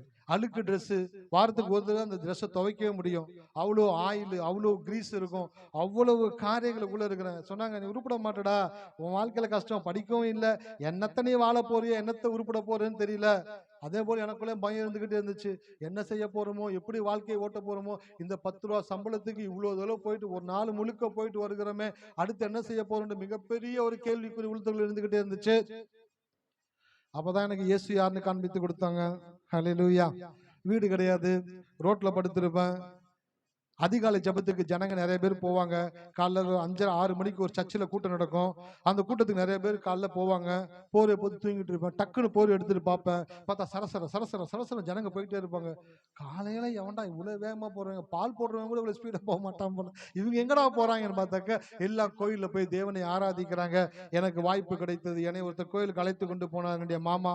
அந்த கோயில போய் உட்கார்ந்து கடவுளுடைய வார்த்தையை கேட்க ஆரம்பிச்சேன். கேட்க ஆரம்பிக்கும் போது எனக்குள்ள வந்துச்சு, எனக்குள்ள ஒரு யோசனை வந்துச்சு. ஒண்ணுமே நடக்காது, வாழ்க்கையில முன்னேற மாட்டேன்னு சொன்னாங்க. ஆனா அந்த ஊழியக்காரர் பிரசங்கிக்கிறத பார்த்தாக்க உனக்கு நல்ல எதிர்காலம் இருக்குது, நீ கடவுளை பிடிச்சா நீ மேல வருவ, உங்ககிட்ட என்ன இருக்குதோ கிடையாது, உங்ககிட்ட எதுவுமே இல்லைனாலும் இந்த தேவன் உன்னை உயர்த்துவார் அப்படின்ற அந்த வார்த்தைகளை கேட்கும்போது இருந்ததுக்குள்ள ஒரு டார்ச் அடிச்சது போல இருந்துச்சு.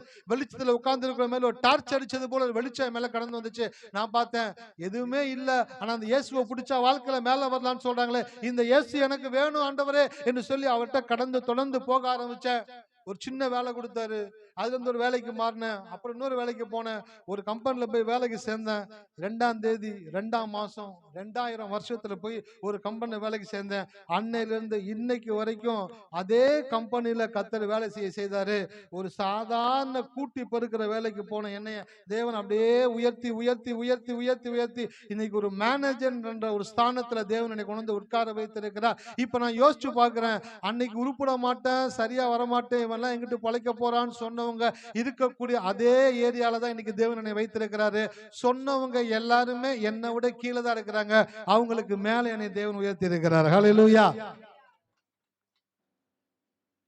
இது என்னால வந்தது ஒண்ணும் கிடையாது. நான் ரொம்ப சாமர்த்தியமா வேலை பார்த்து என்ன மாதிரி ஏமால் யாருமே இருக்க முடியாது. ஹல்லேலூயா. நான் ரொம்ப புத்தியா வேலை செஞ்சு ஞானமா வேலை செஞ்சு அதெல்லாம் ஒண்ணும் கிடையாதுங்க. எனக்கு கடவுள் ஒரே வசனம் கொடுத்தார். அவர் சிறியவனை புழுதியிலிருந்து எடுத்து எளியவனை குப்பையிலிருந்து உயர்த்தி பிரபுக்களுடைய உட்கார பண்ணி மகிமையுள்ள சிங்காசனத்தை சுதந்தரிக்க பண்ணுவார். மோசேக்கு யோசுவாக்கு சொன்னார்ல, நான் உன்னை விட்டு விலகுவதும் இல்லை, உன்னை கைவிடுவதும் இல்லை, பலன் கொண்டு திடமனதாய் நான் மோசையோடு இருந்தது போல உன்னோடு கூட இருப்பேன். அந்த யோசுவாக்கு ஒரு பூஸ்ட் கொடுத்தாரு பாத்தீங்களா, அதே மாதிரி ஒரு பூஸ்ட் எனக்கு தேவன் கொடுத்தாரு. அந்த வார்த்தையை பிடித்து கொள்ளும் பொழுது எனக்குள்ள நம்பிக்கை வந்துச்சு. என்கிட்ட படிப்பு இல்ல, என்கிட்ட டேலண்ட் இல்ல, என்னை தூக்கி விடுறதுக்கு ஆள் இல்ல, எனக்கு ஹெல்ப் பண்றதுக்கு யாரும் இல்ல. ரொம்ப சந்தோஷம். இவங்கெல்லாம் இருந்தாதான் எனக்கு நச்சு, இவங்க இல்லாதபடினால என்னை தேவனே உயர்த்தக்கூடியவராக இருக்கிறார் என்று சொல்லி அவரை விசுவாசிக்கும் பொழுது என்னை தேவன் உயர்த்தினார். ஹல்லேலூயா. எனக்கு செய்ய முடியும் அப்படின்னாக்க உங்களுக்கு அதை விட பெருசா தேவன் செய்வார். நீங்கள் இருக்கிற இடத்துல உங்களுடைய தலையை தேவன் உயர்த்துவார், உங்களை ஆசீர்வதிப்பார், உங்களை மேல கொண்டு வருவாரு. உங்களை யாரெல்லாம் உங்களை பார்த்து இதுக்கு இவன் சரிப்பட்டு வரமாட்டான்னு சொன்னாங்களோ அவங்களுக்கு முன்பாக உங்களுடைய தலைகளை தேவன் உயர்த்தி அவங்க சொல்லுவாங்க, ஏதோ நினைச்சேன்டா, இப்படியோ நீ போயிருவோன்னு நினைச்சேன், ஆனா இன்னைக்கு இப்படிப்பட்ட ஒரு ஆளா மாறி இருக்கனாக்க உண்மையிலே சொல்றேன், நீ கும்பிடுற சாமி உன் கூட இருக்கிறாரு. ஹல்லேலூயா. நான் சொல்றேன் இன்னைக்கு அதான் சொன்னேன் நானு, தெய்வம் இருப்பது எங்கே, அது இங்கே, வேறு எங்கே? கடவுள் உங்களுக்குள்ளதான் சார் இருக்கிறார். அந்த தெய்வத்தை புரிந்து கொள்ளும் பொழுது உங்களுடைய வாயின் வார்த்தைகளை தேவன் சொல்லுவது போல நீங்க மாத்திட்டீங்கன்னாக்க வாழ்க்கையை கட்டாயமாக மாற்ற முடியும். ஹல்லேலூயா. அப்ப யோசுவாக்கு சொன்னார் கடவுள், இந்த நியாயப்பிரமாண புஸ்தகம் உன் வாயை விட்டு பிரியாது இருப்பதாக. வாழ்க்கையில என்னைக்குமே ஒரு வசனத்தை படிக்கும் பொழுது அந்த வசனத்தினுடைய அந்த வார்த்தையினுடைய தன்மையை மட்டும் படிக்க கூடாது. ஒரு ஊழியக்காரனுக்கு அடிக்கடி சொல்லி கொடுப்பாரு, don't read the lines, read between the lines. வரிகளை வாசிக்காதே, வரிகளுக்கு இடையே வாசி. ஏன் அப்படின்னாக்க, வரிகளை வாசிக்கிறவர்கள் அந்த வரியிலே சொல்லப்பட்ட அர்த்தத்தை மாத்திரமே அறிவார்கள். வரிகளுக்கு இடையே வாசிக்கிறவர்கள் தான் தேவன் அங்கு என்ன சொல்ல வருகிறார் என்பதை அறியக்கூடியவர்களாக இருக்கிறார்கள். அல்லேலூயா. இருக்கீங்களா? யோசுவா சொல்றாரு, இந்த நியாயப்பிரமாண புஸ்தகம் உன் வாயை விட்டு பிரியாது இருப்பதாக. அப்படின்னாக்க அதுக்குள்ள என்ன சொல்ல வர்றாருனாக்க, பிரியக்கூடிய சூழ்நிலைகள் வரும். உன் வாயிலிருந்து தேவனுடைய வார்த்தையை பேச முடியாதபடி அநேகர் உன்னை நெருக்குவாங்க, அநேகர் உன்னை குற்றப்படுத்துவாங்க, அநேகர் வேதனைப்படுத்துவாங்க. நீ சந்திக்கிற சவால்கள் பெருசா இருக்கும், உன்னுடைய தேவைகள் பெருசா இருக்கும், உன்னுடைய பிரச்சனை பெருசா இருக்கும், உன்னை சுத்தி நடக்கக்கூடிய காரியங்கள் எல்லாம் உன்னை அமுக்கிறது போல இருக்கும். அதெல்லாம் மத்தியிலும் இந்த நியாயப்பிரமாண புஸ்தகம் உன் வாயை விட்டு புரியாது இருப்பதாக. ஹல்லேலூயா. இதெல்லாம் நடந்தாலும் நீ இதை விட்டுறக்கூடாது. ஒருத்தன் டாக்டர்கிட்ட போனானா, டாக்டர் எனக்கு சரியா தூக்கமே வர மாட்டேங்குது. டாக்டர் செக் பண்ணி பார்த்தாரு, எல்லாம் கம்ப்ளீட் ஆல்ரைட், பெர்ஃபெக்ட்டா இருக்கான். ஏன் உங்களுக்கு தூக்கம் வர மாட்டேங்குது அப்படின்ட்டு ஒரு லைட்டா டோஸ் எழுதி கொடுத்தாரு. இந்த மாத்திரை போட்டு படுங்கன்னாரு. 2 நாள் கழிச்சு வர்றான், நான் டாக்டர் மாத்திரை கொடுத்தீங்க, ஒன்னும் வேலை செய்ய மாட்டேங்குது, தூக்கமே என்கிட்ட இல்ல. என்னடா அது தூக்கமே இல்லைன்னு சொல்றானே, என்ன பண்றேன்னு தெரியல சொல்லிட்டு இன்னொரு மாத்திரை எழுதினாரு. எழுதி அவன் கையில கொடுத்து, இந்த மாத்திரையை போடு. இந்த மாத்திரையை போடும் பொழுது குரங்க மட்டும் நீ நினைக்க கூடாது. எதங்க சொல்லுங்க? இந்த மாத்திரை போடும் போது குரங்கு உன் ஞாபகத்துக்கு வரக்கூடாது. அது வரைக்கும் குரங்க குறிச்சே நினைக்காதவன் கண்ணாடியில் அவன் மூஞ்சியை பார்க்கும் பொழுது அப்படிதான் இருக்கும். ஆனாலும் தலையை வாரிட்டு நம்மளாம் அப்படி கிடையாதுடா அப்படின்ட்டு போனவன் இப்ப கண்ணாடி கிட்ட போய் பார்த்தா குரங்கு மாதிரி தெரியுது. இந்த பொம்மை என்ன ரேட்டு சார்? அது கண்ணாடி சார் அப்படின்ற மாதிரி பாக்குறான். கண்ணாடியா? குரங்கு பொம்மை மாதிரியே தெரிஞ்சிச்சு அப்படின்னு ரோட்ல போறான். கடையில குரங்கு பொம்மை எங்க தொங்க விட்டுருக்கோ அது மட்டும் அவன் கண்ணுக்கு தெரியுது. பைக்ல போயிட்டு இருக்கான், எல்லா கார்ல ஸ்டிக்கர் ஒட்டி இருக்கு, ஒரே ஒரு கார்ல மட்டும் குரங்கு பொம்மை ஒட்டி இருக்குது. அந்த கதை அதை மட்டும் பாக்குறான். என்னாச்சுன்னு தெரியல, குரங்கே வாழ்க்கையில ஞாபகத்துக்கு வந்ததுல இப்ப இந்த டாக்டர் சொன்னா குரங்க குறிச்சு ஞாபகம் வந்துகிட்டே இருக்குது. இந்த ஞாபகத்துல இருந்து எப்படியாச்சும் நம்ம நீங்கணும்ட்டு அந்த மாத்திரை எடுத்து போடும் போது யோசிக்கிறான். இந்த டாக்டர் சொன்னாரு இதை போடும்போது குரங்க குறிச்சு நினைக்க கூடாதுன்னு. திருப்பி பாக்குறான், ஆஹா இப்பயே அந்த நினைப்பு வந்துருச்சு, என்ன பண்ணுன்னு தெரியலன்ட்டு அந்த மாத்திரையை போட்டு படுத்துட்டான். அடுத்த நாள் டாக்டர்கிட்ட போறான். டாக்டர்கிட்ட கேட்கிறான், டாக்டர் நீங்க என்ன சொன்னீங்கன்னு தெரியல, இது வரைக்கும் குரங்கு குறிச்சு யோசிக்காதவன் இதுக்கப்புறம் நீங்க சொன்னதுக்கு அப்புறம் எதை பார்த்தாலும் குரங்கு குறிச்சு ஞாபகமா வந்துகிட்டே இருக்குது, எனக்கு என்ன பண்றதுனே தெரியல, தூக்கமே வரல. அப்ப டாக்டர் சொன்னாரு, நீ கரெக்டா தான் இருக்கிற, நீ பெர்ஃபெக்டா தான் இருக்கிற, நீ படுத்தா எனக்கு தூக்கம் வராது அப்படின்றத நினைக்கிற பத்தியா, அதனாலதான் உனக்கு தூக்கம் வரல, அதனாலதான் குரங்க குடிச்சு நினைக்காதானே. இந்த ஒத்த நாள் குரங்கு குடிச்சு நினைச்ச, ஐயா காலையில இருந்துச்சு பல்லு விளக்குறதுல இருந்து நேற்று படுக்கிற வரைக்கும் குரங்க குறிச்சே யோசனை வந்துகிட்டே இருக்கியா. அவ சொன்னாரு, இன்னைக்கு வீட்டுக்கு போ, மாத்திரை எதுவும் கிடையாது, நான் நல்லா படுத்து தூங்குவேன் அப்படின்னு நினைச்சிட்டு போய் படு, நீ நல்லா தூங்குவேனாரு. அதே மாதிரி போனா, சாப்பிட்டான், படுத்தான், தூங்குனான். அடுத்த நாள் காலையில 10 மணி வரைக்கும் தூங்குறான். என்ன நடந்துச்சு?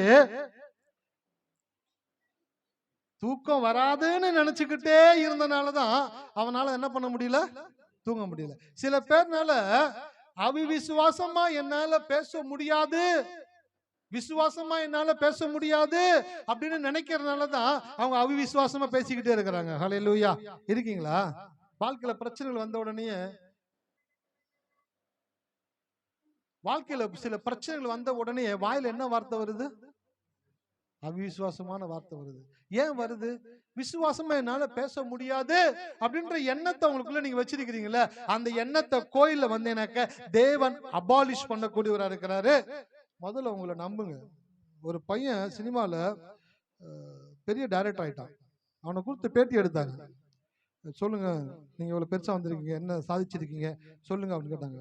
அவன் சொன்னான், வாழ்க்கையில நம்ம மேல வரணும் அப்படின்னாக்க யாராச்சும் ஒருத்தர் நம்மள நம்பணும், நம்பி பணம் போடணும். அப்படி பணம் போட்டாதான் நம்ம யாருன்னு நம்ம ப்ரூவ் பண்ண முடியும். கரெக்ட். என் வாழ்க்கையில நான் ஒரு சின்ன படம் எடுத்தேன், அப்படியே எல்லாம் பார்த்தாங்க, கேமரால அவனை பார்த்துக்கிட்டே இருந்தாங்க. அவன் சொன்னான், முதல்ல யாராச்சும் ஒருத்தரை நம்பணும், முதல்ல நானே என்னைய நம்பினேன். ஹலோ, அவன் சொல்றான், முதல்ல நான் என்னைய நம்பினேன், என்கிட்ட இருக்கிற கொஞ்சம் பணத்தை எடுத்து என்னால நல்லா வர முடியும்னு நினைச்சு ஒரு சின்ன ஷார்ட் பிலிம் எடுத்தேன். அந்த ஷார்ட் பிலிம் சக்சஸ் ஆச்சு. சக்சஸ் ஆன உடனே இன்னொருத்தர் வந்து என்கிட்ட சொன்னாரு, உன்னை நம்பி நான் பணம் போடுறேன், நீ இன்னொரு படம் எடுக்கிறியாப்பான்னு என்கிட்ட கேட்டாரு. அந்த படத்தை எடுத்தேன், அதுவும் சக்சஸ் ஆச்சு. அடுத்து எடுக்கிற படங்கள் எல்லாமே சக்சஸ் ஆகிக்கிட்டே இருக்கிறதுக்கான காரணம், முதலாவது ஒருத்தர் நம்மளை நம்பணும். மத்தவங்க நம்புறாங்களோ இல்லையோ, முதல்ல என்ன நான் நம்பினேன். ஹல்லேலூயா. சார், முதல்ல உங்களை நீங்க நம்புங்க சார். முதல்ல உங்களை நீங்க நம்புனீங்கன்னா தான் உங்க வாழ்க்கையில நீங்க மாற்றத்தை உண்டாக்க முடியும். நான் என் வீட்டுக்காரன் நம்பி இருக்கிறேன், வேணாம். நான் என் பிள்ளைய நம்பி இருக்கிறேன், தேவையில்லை. நான் என்னுடைய முதலாளியை நம்பி இருக்கிறேன், வேணாம். உங்களை நம்புங்க. முதலாவது என்ன நம்புறீங்கன்னாக்க, என்னால விசுவாசமா பேச முடியும். ஹல்லேலூயா. யோசுவாக்கு அதுதான் தேவன் கத்துக் கொடுக்கிறார். இந்த நியாயப்பிரமாண புஸ்தகம் உன் வாயை விட்டு, அப்பனா பிரியக்கூடிய சூழ்நிலைகள் ஆமா வரும். வார்த்தையை பேச முடியாத காரியங்கள் வாழ்க்கையில வரும். பெரிய தேவைகள் எந்திரிச்சு நிற்கும். சில குழப்பங்கள் வாழ்க்கையில கடந்து வரும். நம்ம நினைக்கிற மாதிரி எதுவுமே சரியா போகாதது போல தெரியும். எல்லாம் நம்மளை சுத்தி இருக்கும் பொழுது அது என்ன பண்ணுதோ அதை நம்ம பேசக்கூடாது. அதற்கு மத்தியில எழுந்து நின்று இந்த நியாயப்பிரமாண புஸ்தகம் உன் வாயை விட்டு புரியாது இருப்பதாக யோசுவாக்கு கடவுள் சொன்னார்ல, அதே வார்த்தை நானும் விசுவாசிக்கிறேன். என் வாயை திறந்து நான் சொல்றேன், இந்த பிரச்சனைகள் எதுவும் என்ன ஒன்னும் பண்ணாது. அதான் செய்தி கொடுக்கும்போது சொன்னேன், சைலன்சரை குறிச்சு பேசினேன். ஆமா, பைக்ல வண்டி எப்படி ஓடுது அப்படின்னாக்க, டேங்க்ல பெட்ரோல் இருக்கு. அந்த பெட்ரோல் வந்து கார்பரேட்டருக்கு போய், கார்பரேட்டர்ல இருந்து போருக்கு போய், அந்த போர்ல இருந்து இன்ஜினுக்கு போய், அந்த இன்ஜின்ல என்ன பண்ணுதுனாக்க அந்த பெட்ரோல் வந்து ஃபயர் ஆகி அந்த இன்ஜினை வந்து ஆன் பண்ணி சுத்த வச்சு அதுல இருக்கக்கூடிய மெக்கானிசத்தை ஆப்ரேட் பண்ணி, அந்த மெக்கானிசம் ஆப்ரேட் பண்றதுனால வரக்கூடிய புகையையும் சத்தத்தையும் போர் மூலமா வெளியே தள்ளி, அந்த போர்ல இருந்து சைலன்சர் மூலமா வெளியில வந்து அது வெளியில போகக்கூடியதாக இருக்குது. அப்ப இந்த முழு இன்ஜின் போர் இது ரெண்டு தான் வந்து இந்த வண்டியினுடைய முக்கியமான பாகங்கள். வண்டியை ஓட்டுறதுக்கு இந்த சைலன்சர் எதுக்குனாக்க, இந்த இன்ஜினுக்குள்ள இருந்து வரக்கூடிய அதிகப்படியான சத்தத்தை உள்வாங்கி ஸ்டாப் பண்ணி அதை குறைச்சு அதை ரொம்பவும் சைலண்டா வெளியில கொண்டு போறதுனால தான் அதுக்கு பேரு சைலன்சர். ஹல்லேலூயா.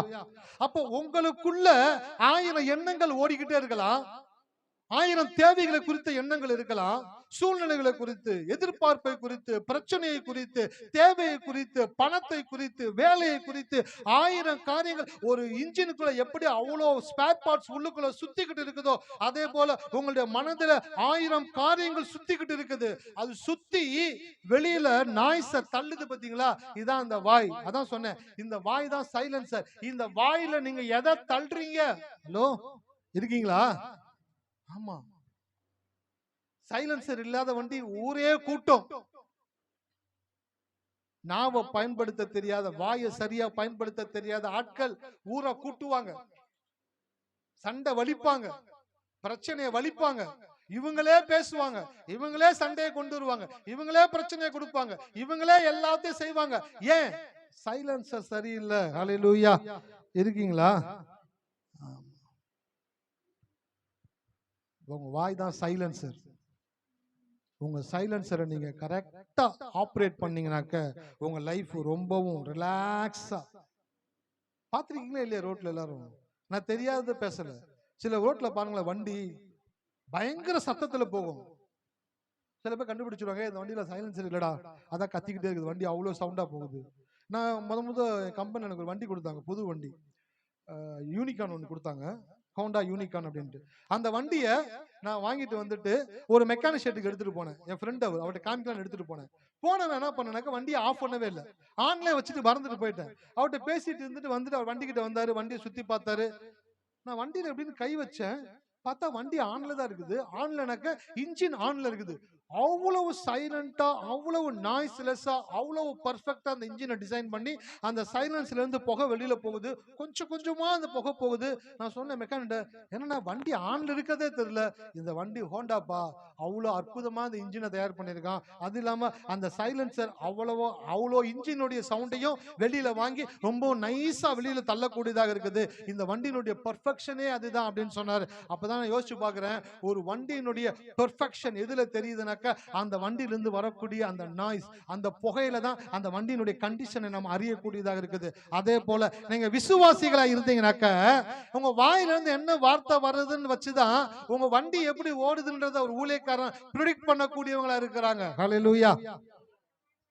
லோட லோட லோட லோடன்னு பேசுறது, தேவையில்லாதது பேசுறது, நடக்காததை பேசுறது, பிரச்சனையை பேசுறது, குழப்பத்தை பேசுறது, சண்டைய பேசுறது, பகைய பேசுறது, நடக்காது, வராது, கிடைக்காது. பரீட்சை பையன் பரீட்சை எழுதியிருக்கான், 600க்கு எவ்வளவு மார்க் வரும், 600க்கு 600 வரும் அப்படின்னு யாராச்சும் சொல்லி கேட்டிருக்கீங்களா? இவன் படிச்ச லட்சணத்துக்கு 280, 290, 300 வந்துச்சுன்னா பெரிய விஷயம் ஐயா. சைலன்சர் சரியில்லை. என்ன சரியில்லைங்க? ஆமா, சைலன்சர் சரியில்லை.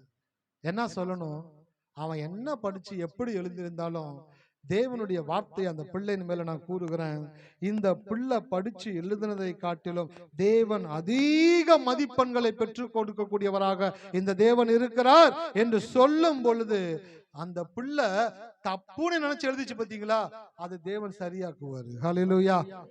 இருக்கீங்களா?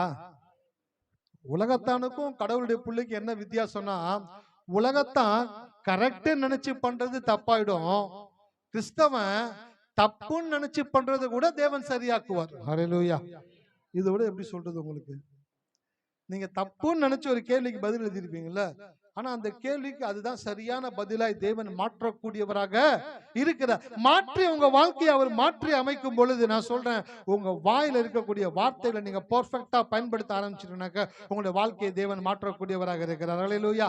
8ஆம் வசனத்தை மட்டும் வாசிங்க, அதோடு முடிக்கிறேன். நன்றி. இந்த நியாயப்பிரமாண புஸ்தகம் உன் வாயை விட்டு பிரியாது இருப்பதாக, இதில் எழுதியிருக்கும்படி எல்லாம் நீ செய்ய கவனமா இருக்கும்படி இரவும் பகல் அதை தியானித்து கொண்டு இருப்பாயாக. அப்பொழுது நீ உன் வழியை வாய்க்க பண்ணுவாய், அப்பொழுது புத்திமானாய் நடந்து கொள்ளுவாய். ஆமா, என்ன சொல்றாங்க, நீ வாயை மாத்திட்டனா வாழ்க்கை மாறும் அப்படின்றது.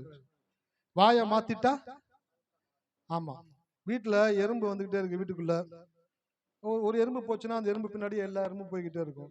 இப்ப அந்த எறும்புனுடைய வலியை மாத்தணும்.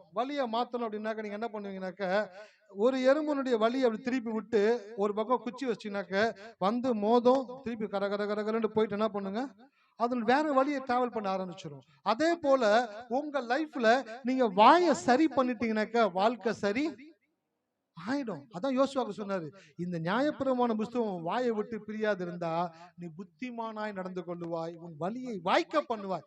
வலி வாய்க்கலன்னு தானே சொல்லிக்கிட்டே இருக்கிற, நான் எடுத்ததெல்லாம் நடக்கல, விரும்பினதெல்லாம் நடக்கல, ஆசைப்பட்டதெல்லாம் கிடைக்கல, நான் யோசிச்ச எதுவுமே நடக்கல, எல்லாத்துக்கும் நடக்குது, எனக்கு மட்டும் நடக்க மாட்டேங்குது. வாயை மாத்துங்க, சைலன்சரை மாத்துங்க, சைலன்சரை கண்ட்ரோல் பண்ணுங்க, அந்த வாயின் வார்த்தைகளை பெர்ஃபெக்ட்டா டியூன் பண்ணி பேசுங்க. கடவுள் என் கூட இருக்கிறாரு, நான் கடவுளுடைய வீடா இருக்கிறேன், எனக்குள்ள கடவுள் இருக்கிறபடினால நான் கடவுளுடைய வார்த்தையை மட்டும்தான் பேசுவேன், எந்த சூழ்நிலையாக இருந்தாலும் கடவுளுடைய வார்த்தையை மட்டும்தான் நான் பேசுவேன் அப்படின்னு நீங்க சொல்லி உங்க வாயை கண்ட்ரோல் பண்ண ஆரம்பிச்சிட்டீங்கன்னாக்க தேவன் உங்க வாழ்க்கையை கண்ட்ரோல் பண்ணக்கூடியவராக இருக்கிறார். ஹல்லேலூயா. உங்களுக்கு வராததெல்லாம் வரும் சார், உங்களுக்கு கிடைக்காததெல்லாம் கிடைக்கும், நீங்க மேல வருவீங்க, நீங்க சாதிப்பீங்க, நீங்க நல்லா இருப்பீங்க.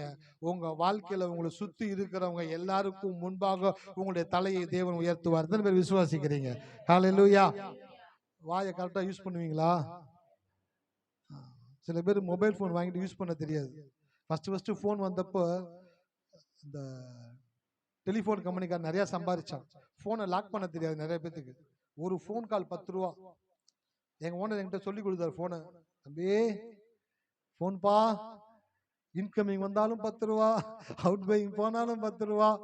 இன்னைக்கு 10 ரூபா ரொம்ப கம்மி, ஆனா அன்னைக்கு 10 ரூபா எவ்வளவு யோசிச்சு பாருங்க. 2003, 4 கிட்ட தான் அந்த போன் அப்பதான் ஸ்டார்ட் ஆகுது.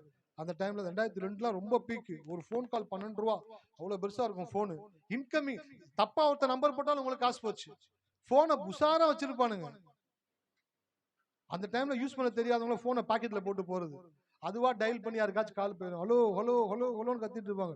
கொஞ்ச நேரம் கழிச்சு பார்த்தாக்கா அவங்க இருந்த அந்த பேலன்ஸ் ஃபுல்லா கம்மியா இருக்கும். ஃபோன் பண்ணி கஸ்டமர் கேர்ல, சார் நான் யாருக்குமே பேசல சார், நான் யாருக்கு எந்த பாவமும் பண்ணல, என் பேலன்ஸ் எல்லாம் போயிருக்கு சார். அவன் சொல்லுவான், சார் நீங்க இத்தனை மணிக்கு இத்தனை பேருக்கு ஃபோன் பண்ணிருக்கீங்க, இவ்வளவு நிமிஷம் பேசியிருக்கிறீங்க, ஏன் போனை பயன்படுத்த தெரியாதனால லாஸ் ஆயிடுச்சு.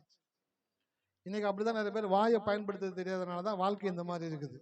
வாயை சரியா யூஸ் பண்ண தெரியாதனால தான் வாழ்க்கை இன்னைக்கு இப்படி இருக்குது.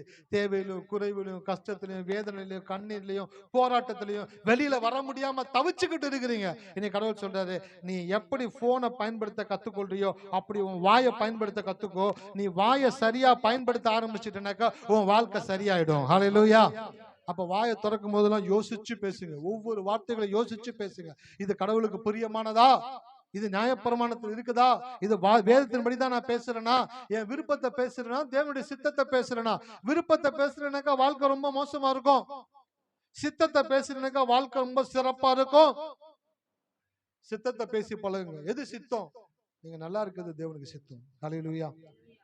ஆனா உங்க விருப்பம், நான்லாம் பண்ண தப்புக்கும் நான்லாம் பண்ண வாழ்க்கைக்கும் இன்னும் கஷ்டப்படணும் சார். நான் அவ்வளவு பாவம் பண்ணிருக்கிறேன், அவ்வளவு பேரை வேதனைப்படுத்திருக்கிறேன். உங்களுடைய விருப்பம் அது. உங்க விருப்பத்தின்படி வாழ்ந்த வாழ்க்கை இன்னும் மோசமாயிடும். ஆனா கடவுளுடைய சித்தத்தின்படி வாழ்ந்து பாருங்க. நான் எவ்வளவு பெரிய பாவியா இருந்தாலும் என் பாவத்தை எல்லாம் நான் அவளிடத்துல வைக்கும் பொழுது, என் பாரத்தை எல்லாம் அவளிடத்துல வைக்கும் பொழுது, அதை எல்லாம் மன்னித்து அதை எல்லாம் லகுவாக்கி என்னை தேவன் மிகவும் ஆசீர்வாதமாய் வாழ செய்கிறார். இந்த வார்த்தையை சொல்லும் பொழுது நான் சொல்றேன், உங்க வாயை நீங்க டியூன் பண்ணிட்டீங்கன்னாக்க உங்க வாழ்க்கை மாற ஆரம்பிச்சிடும். உங்களுக்காக தேவன் காரியங்களை இயக்குவார். ஹல்லேலூயா. உங்களுக்காக மனிதர்களை இயக்குவார். வியக்கத்தக்க விதத்தில் இயற்கையை இயக்கி விசித்திர வினோதமாய் மனிதர்களின் மனதை மாற்றி காரியங்களை எல்லாம் கச்சிதமாய் கைகூடி வர பண்ணுகிற தேவன் உங்களுடைய தேவனாக இருக்கிறாரு. ஆகையினால நீங்க வாயின் வார்த்தைகளை எப்படி பயன்படுத்துறீங்களோ அப்படி உங்களுடைய வாழ்க்கையை தேவன் டிசைன் பண்ணிக்கிட்டு இருக்கிறார். வீட்டுக்கு போகும்போது பேசிக்கிட்டே போங்க. கணவன் மனைவிட்ட பேசிட்டு போங்க. மனைவி கணவன்கிட்ட பேசிக்கிட்டே போங்க. கடவுள் நம்ம கூட தான் இருக்கிறாருங்க. எதை குறித்து கவலைப்பட வேண்டிய அவசியம் கிடையாது. நம்மளுக்கு தேவன் நன்மை தான் செய்வாரு. நம்மளுக்கு வர வேண்டிய காரியங்களை கிடைக்க செய்வாரு. வேலைகளை ஆசீர்வதிப்பாரு, வருமானத்தை ஆசீர்வதிப்பாரு. நம்ம மேல வருவோம், நம்ம நல்லா இருப்போம். நம்மளுக்கு தேவன் உதவி செய்வாரு. நம்மள தேவன் ஒரு ஆளா பார்க்கல, நம்மள தேவன் ஒரு கூட்டமா பார்க்கிறாரு. தேவன் நம்மள ஒரு கூட்டமா பார்க்கிறாரு அப்படின்னாக்கா நான் தேவனுடைய பார்வையில விலையேறப்பட்டவன், நான் கடவுளுடைய பார்வையில விலையேறப்பட்டவனுக்கு கர்த்தர் எனக்கு கட்டாயம் ஒரு நல்ல ஒரு வாழ்க்கையை வச்சிருக்கிறாரு. நான் நல்லா இருந்ததான் ஒரு கூட்ட மக்கள் கடவுளை தேடி வருவாங்கனாக்க நான் ரொம்ப முக்கியமான ஆளு, நான் ரொம்ப முக்கியமான ஆளு கடவுளுடைய பார்வையில. இன்னைக்கு நீங்க முக்கியம் இல்லாத ஆளா இருக்கலாம் உங்க சொந்தங்கள் மத்தியில, ஆனால் கடவுளுடைய பார்வையில நீங்கள் முக்கியமானவர்கள் என்பதை மனதில் வைத்துக் கொள்ளுங்க. உங்க வாயின் வார்த்தைகளை சிறப்பாய் பயன்படுத்துங்க. வாயை திறந்து பேசும் பொழுதுலாம் சொல்லுங்க, கர்த்தர் என் கூட இருக்கிறார், கர்த்தர் எனக்குள்ள இருக்கிறார், கர்த்தர் எனக்கு எல்லாவற்றையும் சரியாக்கி கொடுப்பாரு, நான் நல்லா தான் இருப்பேன், நான் மேலதான் வருவேன், என்னை கர்த்தர் உயர்ந்திருக்கத்தான் செய்வாரு, நான் வர வர விருத்தி அடைந்த பெரியவனாவேன். இந்த வார்த்தையை சொல்லிக்கிட்டே இருங்க. உங்களுடைய வாழ்க்கை தேவன் மாற்றுகிறார் இல்லையான்னு பாருங்க. ஹல்லேலூயா. கண்களை மூடுவோமா. நன்றி செலுத்துகிறோம் கர்த்தாவே. இந்த மாலை வேலைக்காய் நன்றி ராஜா. எங்களுடைய விருப்பம்